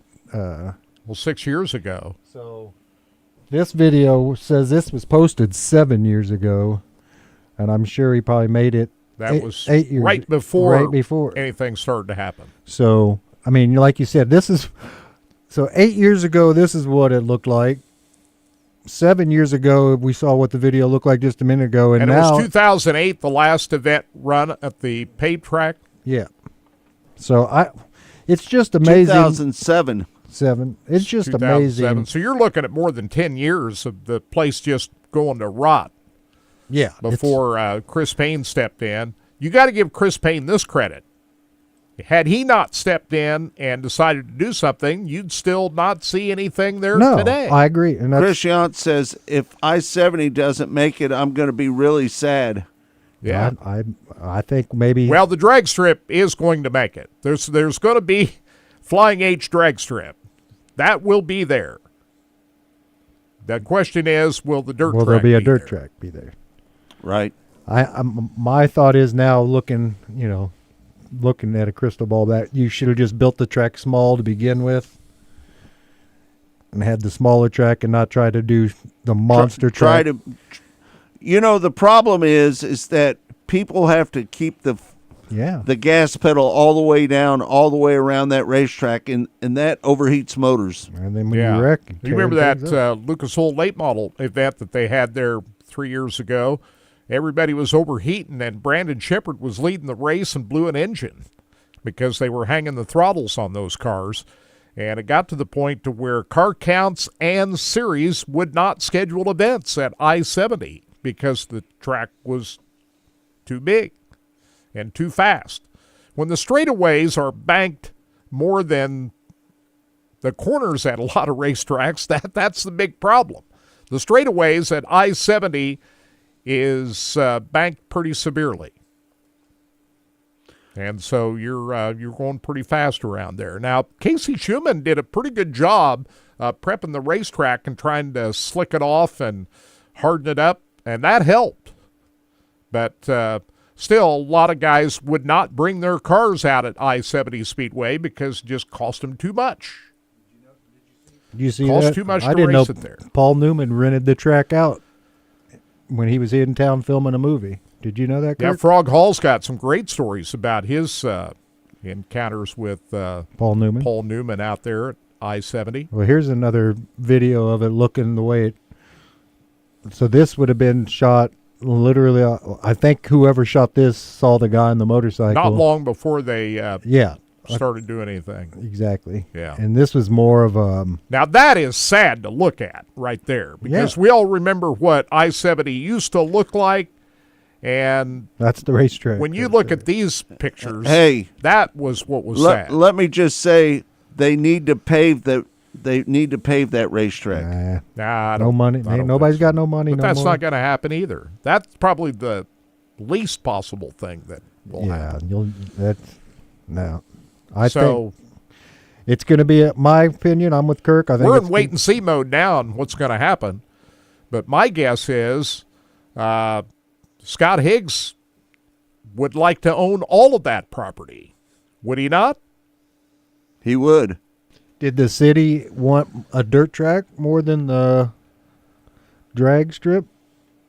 You know what I mean? That's my question is, when they brought this thing all back and everything, was it more of... Well, they wanted both. They want the... And that's what I'm saying. They wanted both the drag strip and the dirt track. So is the city going to be like, hey, we're going to allow this to kind of, everything be back in the county. Lafayette County is the one that approved all that. Pam says, do you ever think they'll get an NHRA national event there? I do think that. Yep. I think that is an excellent As soon as he buys the dirt track, they'll be in. Right. But they've still got a lot of infrastructure work to do on the property before we see an NHRA national event there. There's not one scheduled for 2025, but there very well could be one there, and I think there will be an NHRA national event there within the next 2 years. But they've still got a lot of work to do to get the infrastructure to where they can handle that. And again, I go back to where we started this conversation and ask this question: is that dirt track in the way of the plans that Scott Higgs and Blake Housley and all the other folks at Flying H Drag Strip would like that part of the property for parking and so forth? It would seem to me that they would like to have that ground that racetrack sits on. They need to pave that racetrack. Pave it like a parking lot. Right. The pavement that will go over that, if it happens, will be for parking. For parking in pits, but not for... Yeah. And for vendors. This is that video we played that one time. It won't be pavement for a racetrack. It'll be pavement for parking. These photos that we're seeing here, this was the one that kind of brought it all together when you saw these photos of what I-70 as of 2000. This was 2017. That's sad to look at. Yeah, 2017 is these photos. So, because we all have great memories of the old I-70 Speedway. And I know you do, Scott. You won races on that track. I won a lot of races out there. I want a lot of truck races out there, and I want a modified race out there as well. But the good news is that property is going to be thriving. It won't look like that again. I think we can pretty well guarantee that. But it's going to be known more for drag racing than anything over the next decades. They need to pave that racetrack. They need to put some. It's not going to happen. They need to put some pavement on it because the dirt won't be flying over onto the dirt track or the drag strip. It'll be pavement for parking. That's what the pavement will look like. Is that what you're talking about? You're not talking about a paved racetrack because that's never going to happen. You don't think that's going to happen? Never. I listen. In the heyday, when I-70 Speedway was a pavement track, there was tons of people in the grandstands. Those are the old days. We're not going back to that time anymore. That's gone. Those days are over. Whether you like it or not. I'm going to disagree with you, Kirk. I think there's a chance that they could make that a pavement track. No chance. Not after they spent all this money making it this, and now they're just going to not raise it. I don't see that ever happening. Asphalt racing is expensive. We've got a great paved track in town. It's called Kansas Speedway. But that's the paved track. There's no place for people to race on pavement on the local level. The local level, back in the day, Kirk, remember when there was 2,000 people every week that went to the grandstands? But we're not going to see that again. Right. Those days are gone. If you want to go race on a paved track around here, I would suppose I-44 Speedway, that's still got pavement on it. That'd be the place to go. Steven says 1,000% no paving. No. I'm going to disagree with everybody here. There's a chance that they're going to repave that racetrack. And what do you base that on? Well, it's just my thoughts. Because it's only your wishful thinking. It's not based in reality. That was a pavement track, they used to get 2,000 or 3,000 people in there every week. They did. I was there. I saw it. But it's not that those days are gone. That's over. Too many things to do nowadays. Parents are taking their kids to every sporting event they're in, and it's just a different world now. I think maybe to go back and relive that again, I just don't think that's ever going to happen. Dodge City started out asphalt, and now it's dirt. Now it's dirt. And I-44 went to dirt for a time and then went back to asphalt. Bolivar Speedway had dirt on it before it went back to asphalt, but there's not much going on at that racetrack either. So pavement racing in this part of the world is gone. And we've been so far removed from it now from 2007 or 2008 at I-70 that a lot of guys who still have race cars from that era are dying off.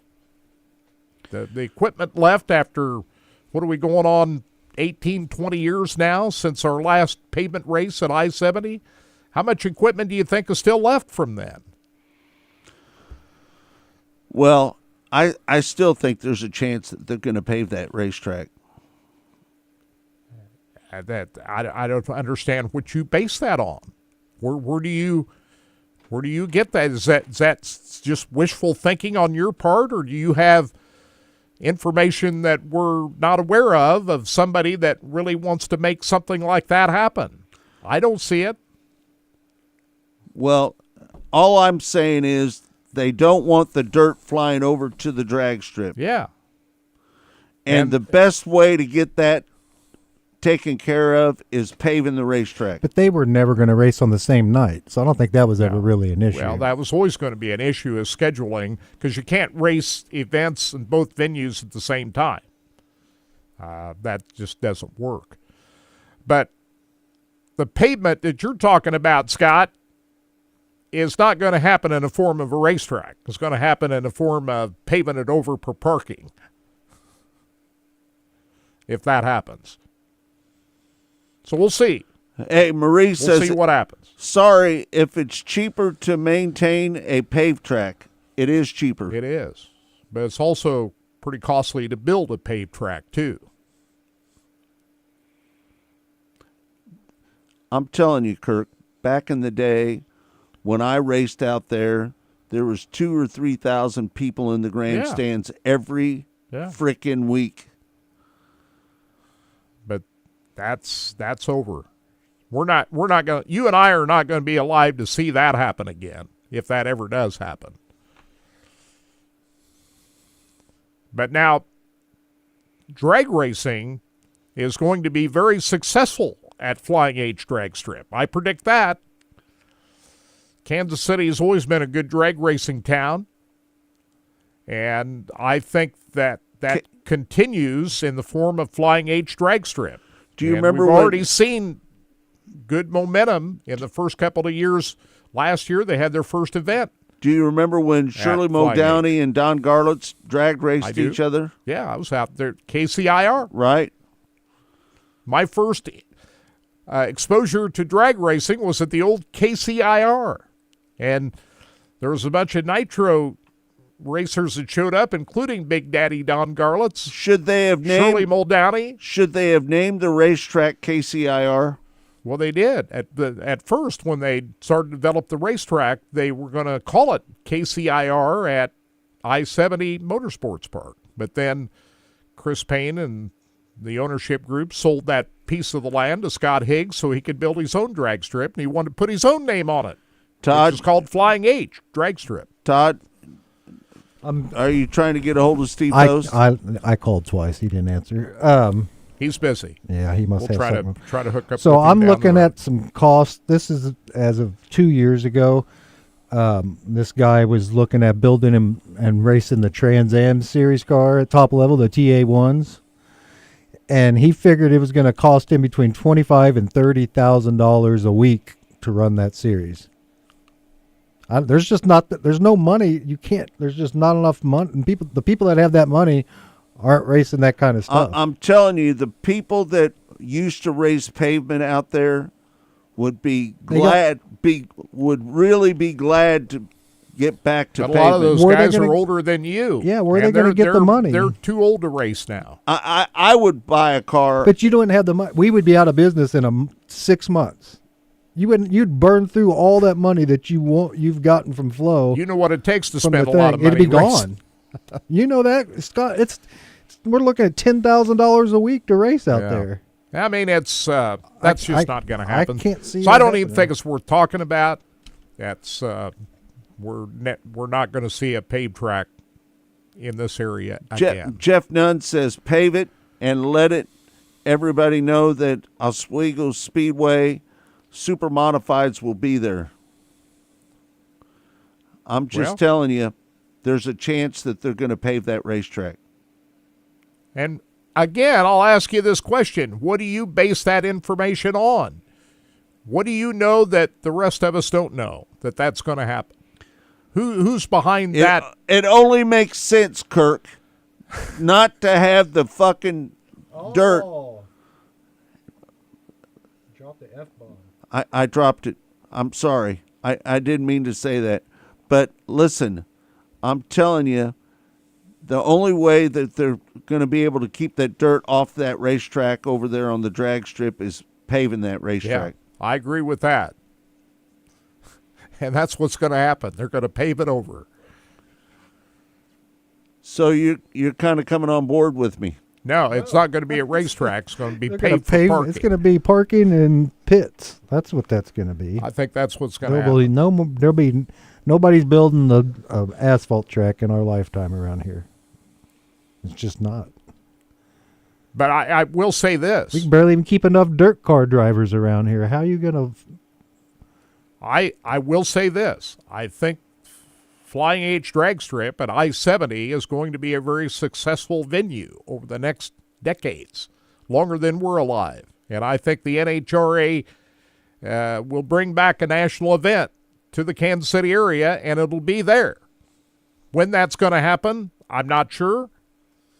Maybe next year, maybe 2 years from now. There's still a lot of work to be done to the facility to get it ready for an NHRA event, but I do believe that will happen. This guy in this post said, you're right in the right area. I spend $1,000 per race, late races, most of the expenses that you'd mentioned. So this video I'm reading off of was how much it cost this guy.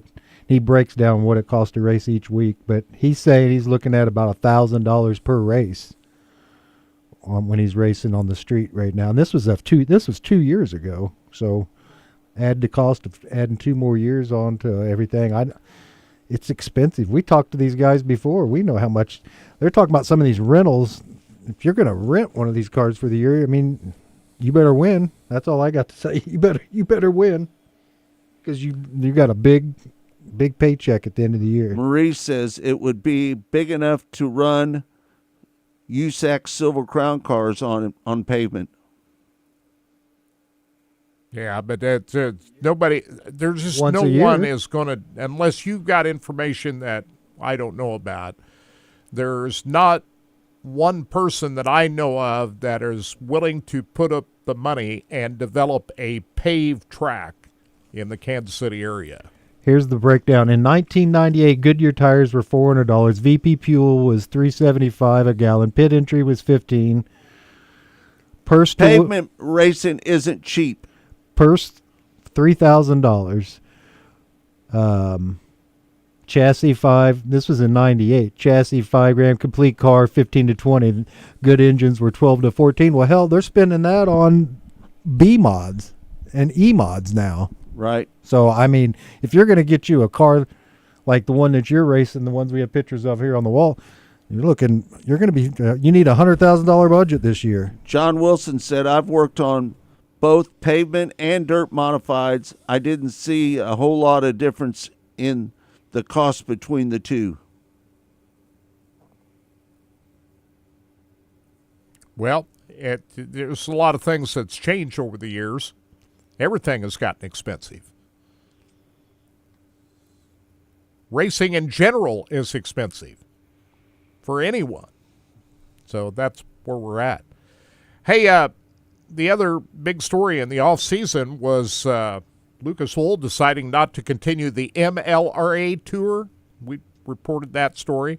So to a lot of people, that leaves a void for dirt late model racers. That regional series provided a lot for the guys who want to race dirt late models in this area. So Lucas Oil decided to shelve the MLRA. But now we see a report on DirtOnDirt.com this weekend that Jesse Stovall has decided to head up a new regional tour this year. It's a Missouri-based tour for super late models that plans for a 14-race season among 6 tracks in Missouri, Kansas, Oklahoma, and Arkansas, with $3,000 to win feature events. And it says here that Jesse Stovall, he's been a standout in dirt late model racing for a long time, has long expressed his desire to launch a tour, sees this as his opportunity. Is it going to be do called so with MLRA? Now, no, the MLRA is that name belongs to, I think, Lucas Oil. But Ernie, who worked with, didn't he? I need to find out just exactly, but I think he acquired that name, MLRA. I think he's got it. Yeah, I remember you saying that. I mean, I don't know that for a fact, but I remember when that happened, you said something about that. Yeah. So the MLRA name is on the shed. They may come back in some form at one time, but Jesse Stovall's going to get the jump on it right now. It's going to be called the United Late Model Racing Association, the ULMRA. ULMRA. And Ken says that there's several dirt late model series in this area now. Well, not at the level that the MLRA was. that was kind of a more regional type series. There's some other Kosiskis. Well, they've got the Malvern Bank late model series, but that's kind of a limited. Don't they limit the RPMs on those engines on that class that the Kosiskis have? I think there are some limitations on the RPM and so forth on that, but he's got great car counts. Joe Kosiski done a great job with that series and developed a series with great car counts, and it's great racing over there. But the MLRA was full-fledged open late models. Todd, that you could also race in the Lucas Oil series if you wanted to. But I'm just going to say the series is scheduled to open April 25th at Monette. And then they'll have races at Legit Speedway Park in West Plains, Caney Valley Speedway, North Central Arkansas Speedway, Poplar Bluff, Missouri Speedway, and a single event at Salina High Banks Speedway in Oklahoma. These are some of the tracks that they're going to have this 14-race season in. So Jesse Stovall got a new late model series, and it begins on April 25th at Monette. Todd, you ready to run that Dason Pursley interview? Yes, sir. I was getting ready to hang up. I was getting ready to hang my sign up to tell you I have that interview ready. Right. So. Let's do it. Part 2, Dason Pursley. And we're going to get in talking more about his week down in Florida, High Limit Series, and more. Part 2, Dason Pursley.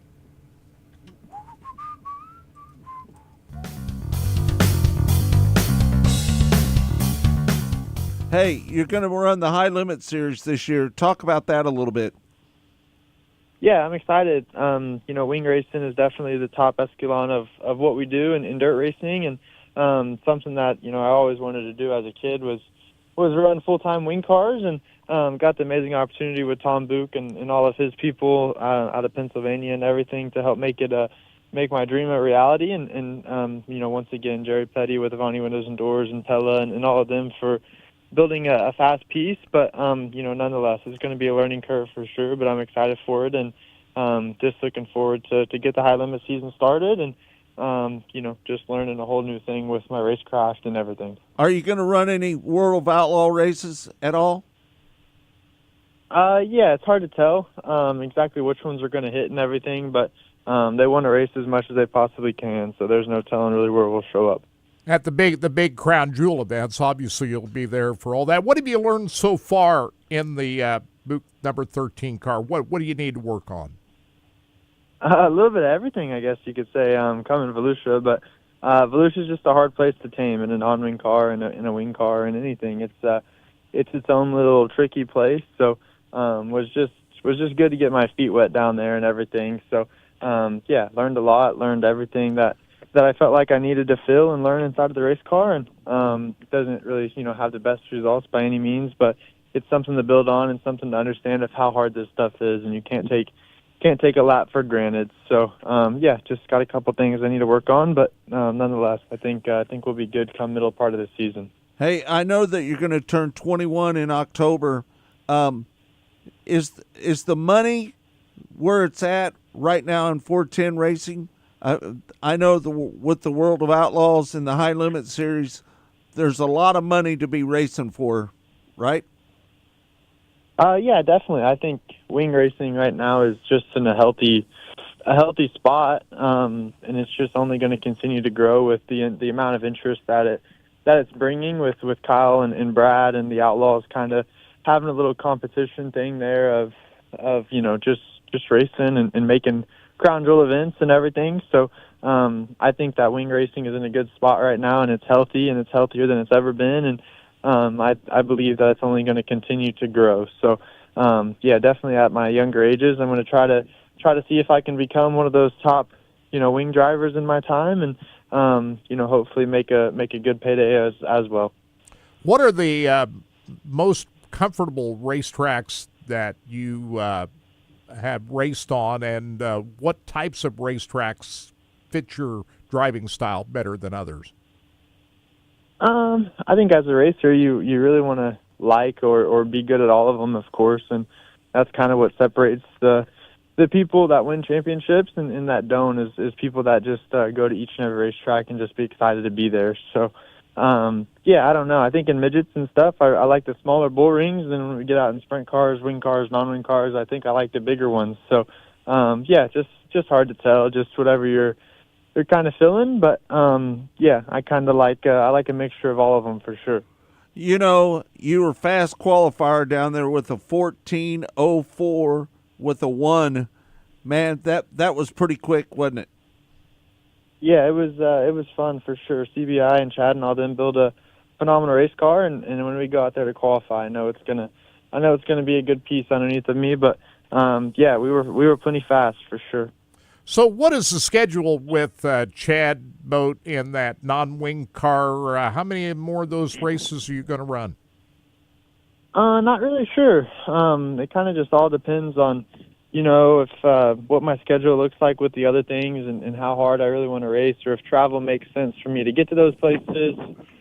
Just a mixture of things, and yeah, just have to see what it really comes down to it. I know that we're going to run 4 Crown because I want to run all 4 of the divisions there at Eldora with that big weekend, and yeah, I don't know. There's not really a set in stone schedule by any means. It's kind of just something that we're just having fun with, and there's no pressure involved, and let's just have fun and go race.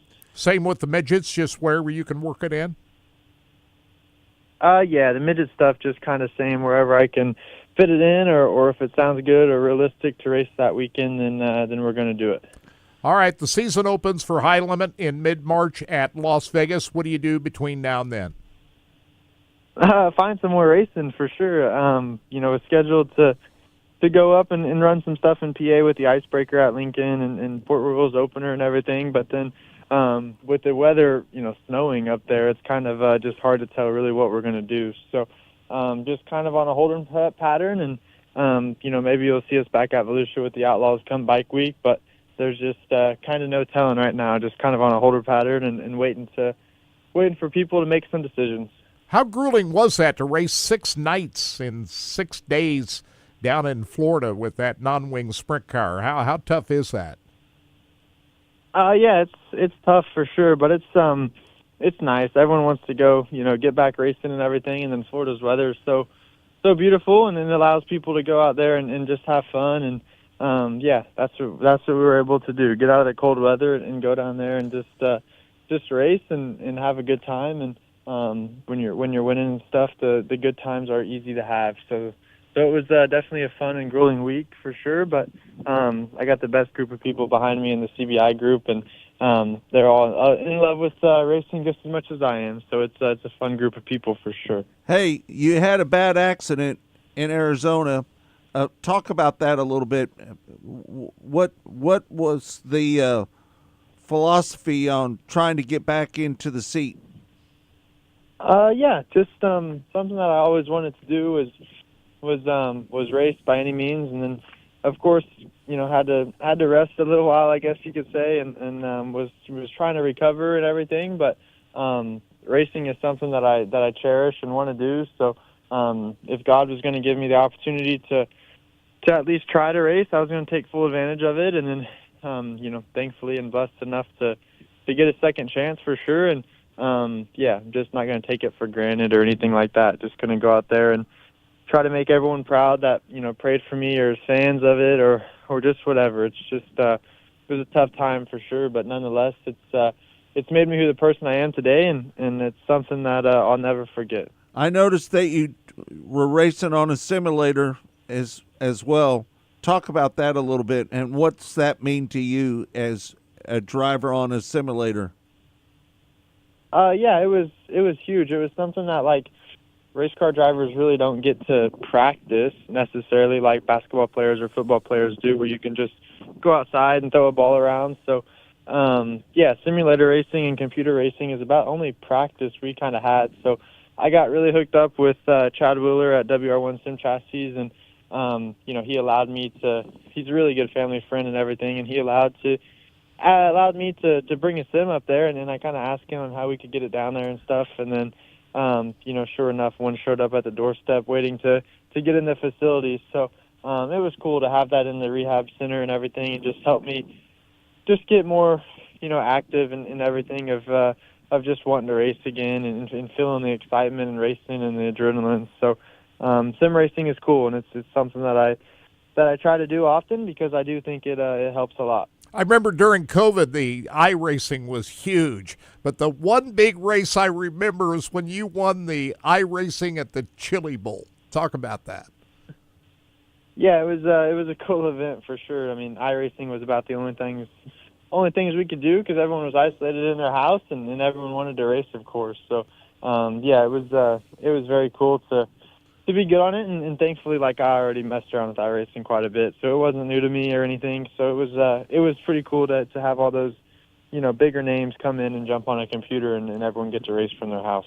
Did any of that make any difference in your success that you recently had in the Chili Bowl for real? Did doing that sim down there help you in any way of the success you've had in the last couple of years at the Chili Bowl for real? I don't think so. I think that, just me growing as a driver is the biggest thing, but I definitely don't think simulator stuff definitely doesn't hurt you, but I think you just have to take everything with a grain of salt, which is how different the cars feel and everything like that over the game. But nonetheless, it's a tool that you can use, and I feel like if you understand it and understand how it can hurt you or help you, I think it's definitely a good tool to use. Kirk, we've heard back from Steve Post. Yeah, it's, we're not going to get any details, but dealing with a terrible situation where he's at involving some people associated with who he's working with out there. Had a terrible incident last night, so that's why we haven't heard back from Steve Post. Very understandable why we, didn't initially hear from Steve. We understand now why. Yeah. And we're just going to hook up with Steve down the road. But our thoughts and prayers go out with him and the rest of his crew on Absolutely. what they're dealing with out there. And he reached back out and he apologized to us and the listeners. And I said, hey, don't worry about it. It's all good. We get him on again. It ain't a big deal. He said he was really hoping to get on today because he was going to be at the hotel in a nice, quiet area where he'd be able to talk. And he just, like you said, he apologized. And I said, hey, don't you sweat a bit. Just deal with what you got to deal with. And we'll get him back on. And the Postman will be back on. And we'll get him on real soon to talk about not just NASCAR, everything racing. So anyway, very understandable why we didn't hear back from Steve earlier. Had a terrible situation they had to deal with late last night, and we'll hook up with Postman down the road. That Pursley interview, when we talked about, like you said, the first part was more about Chili Bowl and kind of how he landed his ride, but he kind of really wrapped up that interview there. We went full circle. He talked about him having that injury, and him working in the simulator, and then having, during COVID, he was that kid is, if I had money and I was a person looking for someone to sponsor as a race car driver, that'd be a kid I'd be reaching out to right now. He's easy to like. He's very, very easy to like. It's just a great story. His comeback from that terrible crash. A lot of people feared for his life, but also wondered if he'd ever walk again. Well, that's the thing. After that, and the recovery and how he came back from that, and look where he's at today. Yeah, it's amazing. It's incredible. And he's such a young kid. You kind of forget how young he is, and so in a way, he's probably not going to remember. This. Was he 20? Just turned. Remember, he went 21. We talked about it. He's going to be 21 till the end of the year. So, being that young, it's pretty fresh in his memory right now. But I think, like you said, the more years you distance yourself from that, he'll forget that part of what happened because it happened so early. He very easily could have been the Chili Bowl winner. Absolutely. I mean, had Kyle Larson killed the engine when he when he bunched over car or flipped it when he hit the wall, Dason Pursley could have been the Chili Bowl. And how big of a story would that have been? He's from Oklahoma, and to win that event would have been massive. It'd have been like when Christopher Bell won. It was just one of those things where it's like, man, when you get an Oklahoman winning it's just a different gig, man. That they root for their own down there. When during the driver introductions, there's 3 big states that get the biggest roars. You got the Texas and the Oklahoma and then the California connection. Well, then you got the Pennsylvania posse too. So, you know, it was pretty cool watching him win at Knoxville last year. He won the non-wing event, the Corn Belt Clash at Knoxville. He won in a Silver Crown car. He won in a wing sprint car at Huset's there once. Won in the midgets, won the championship, and now he's going full-time in the High Limit Series, and I think it's a pretty good race car. That Buick Motorsports 13 car, he can win in that. That's a very competitive series, the High Limit Series, but I think he could win a race, and so he's setting the world on fire right now. He's a talented driver. Yeah. Yeah, he's out there getting it done. He was really close to outrunning Kyle Larson down at the Chili Bowl, wasn't Absolutely. He could very easily could have done that. Yeah, had he had you watched in that pole shuffle, he was one of the last to start qualifying. He ran out of gas. Kept moving his way up through the pole shuffle, and I think he would have been on the pole had he not run out of fuel. They didn't get enough fuel in the car. They didn't think they'd need that much fuel because he kept winning round after round after round, and he got up there and ran out of fuel, or else he would have battled it up there with Kyle Larson. And some of the times that he posted were quicker than what Larson ended up with at the end. But Larson was very fortunate to draw the number 1 spot. So going into the pole shuffle, Larson knew that the worst he could start is the outside of the front. Yeah, that you put Larson on the pole, and it's just lights out. It's not going to be easy for the rest of the field, man. It's not. But it was not an easy run to victory for Larson either. No, it wasn't. Because, he said himself he thought he killed the engine when he got up over the top of the race car there. We all thought that was it when he bounced that. And then when he hit the wall, he thought he was going to flip it. And who would have been there to take advantage of all that? Dayson Pursley. Well, Scotty Cook talked about it. He said every lap, when he was watching from that, he said every lap that Larson was, he's literally on the brink of not making it through that next corner. You know what I mean? It was literally, he was up there. When you get that close to the edge of that wall like that, he said he would not have been surprised to see Larson bite it because of how much risk and reward he was looking for in that race. It seems like Rico Abreu is healing up from his injuries out in Australia. Remember, he had to cut his Australian trip short because he broke his wrist.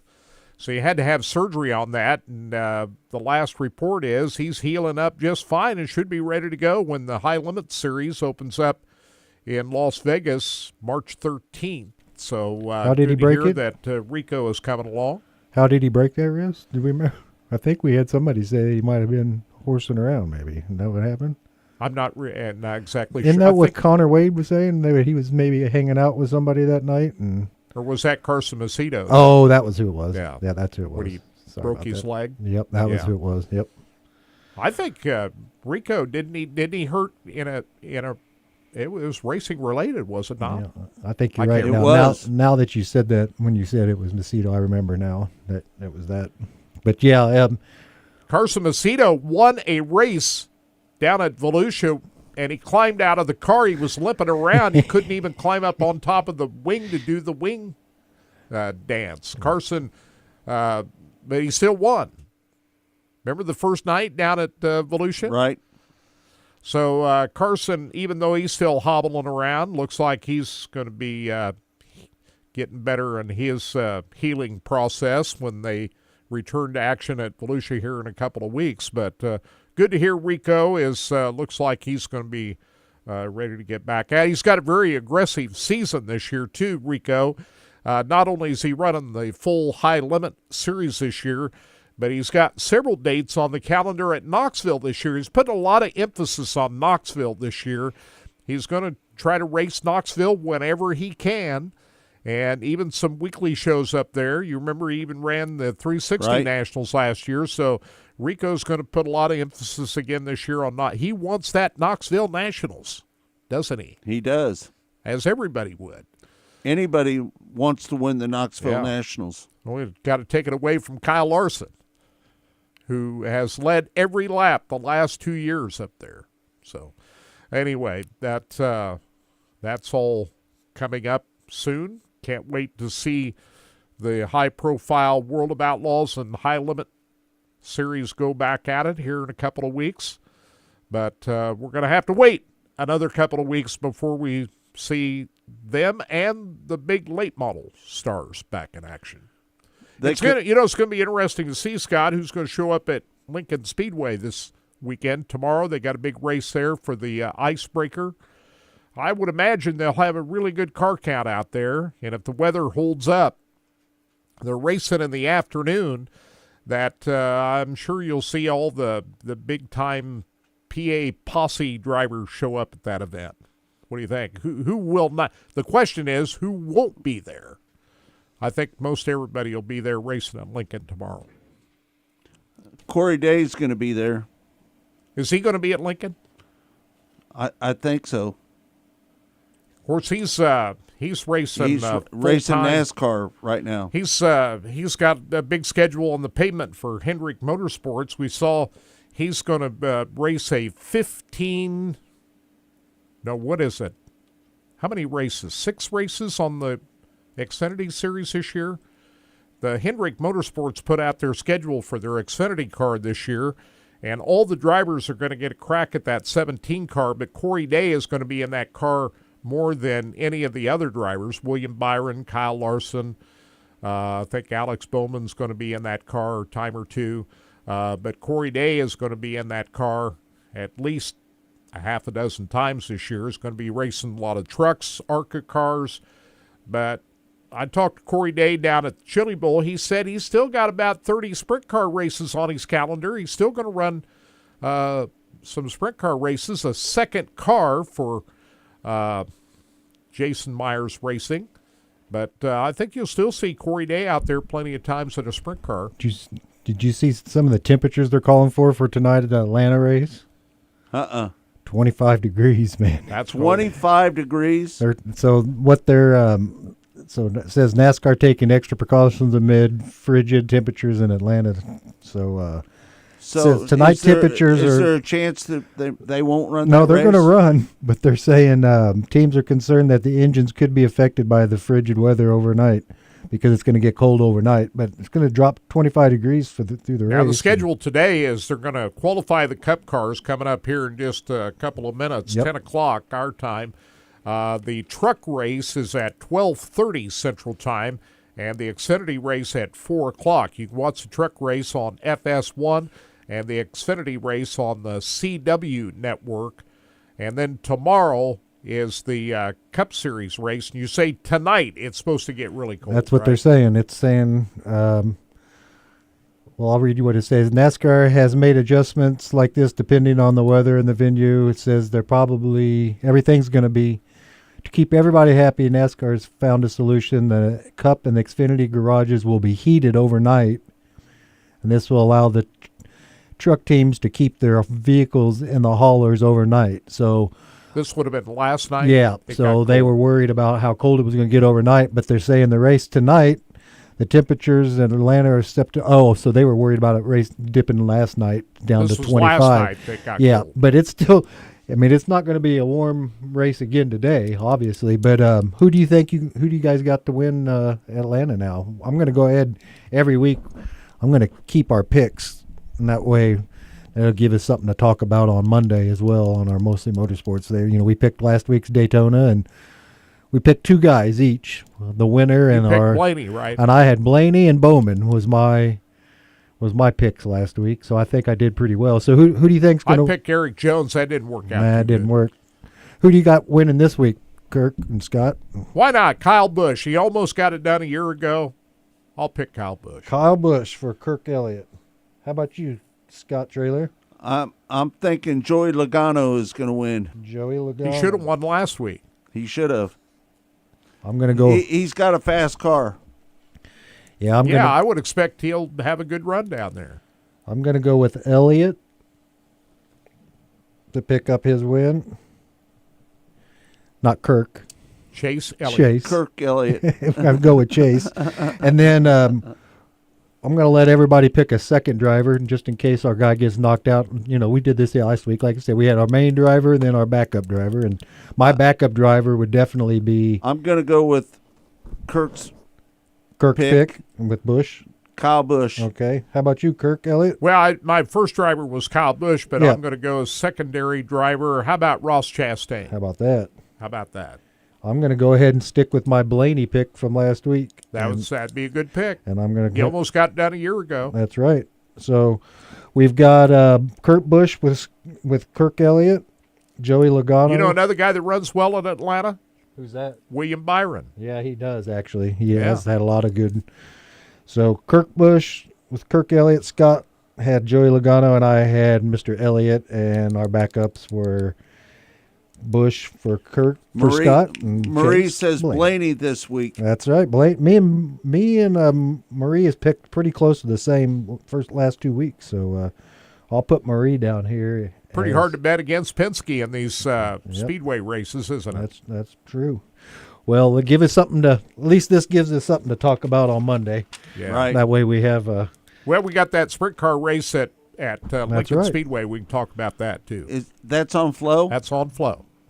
In the afternoon, a day show, Sunday. A day show. You can flip back and forth from the sprint car race and It'll the be good. Cup race. Hey, they need to make I-70 pavement. Scott's pushing for it. Here's what you need to do. Have you maybe you can spend some of your money and make that happen.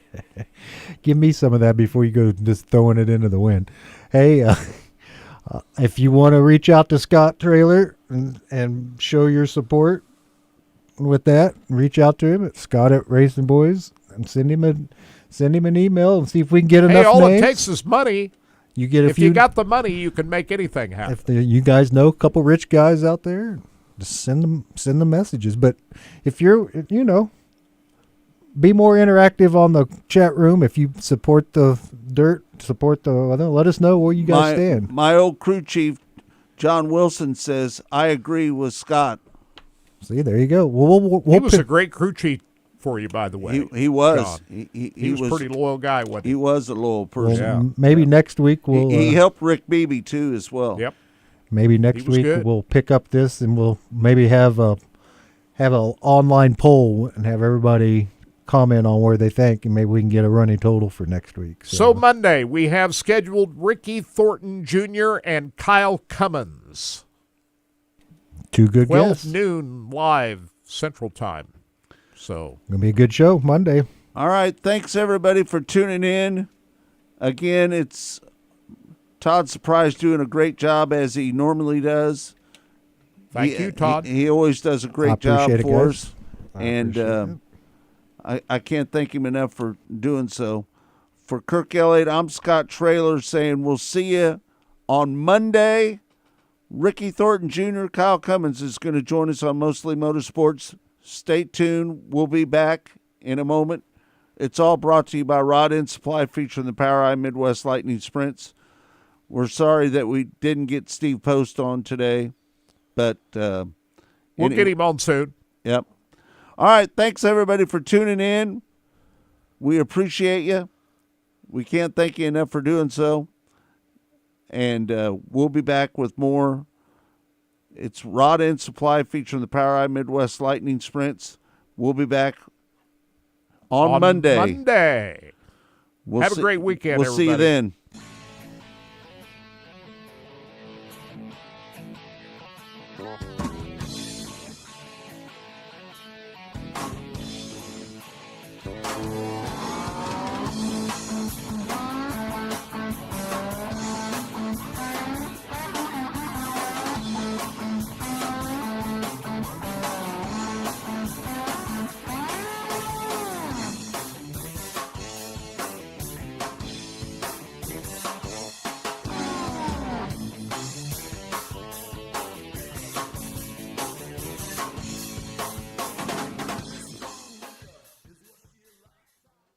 Go harder, faster, stronger with Rod End Supply. Whether you are running industrial, farming equipment, or a race car, Rod End Supply has the assortment of rod ends, radius rods, and specialty products that will help you lead the field in performance. Our superior design means our rod ends last longer and perform better, giving you the edge on the track and saving you money. Contact Rod End Supply or order online today at rodendsupply.com. We don't just sell them, we race them.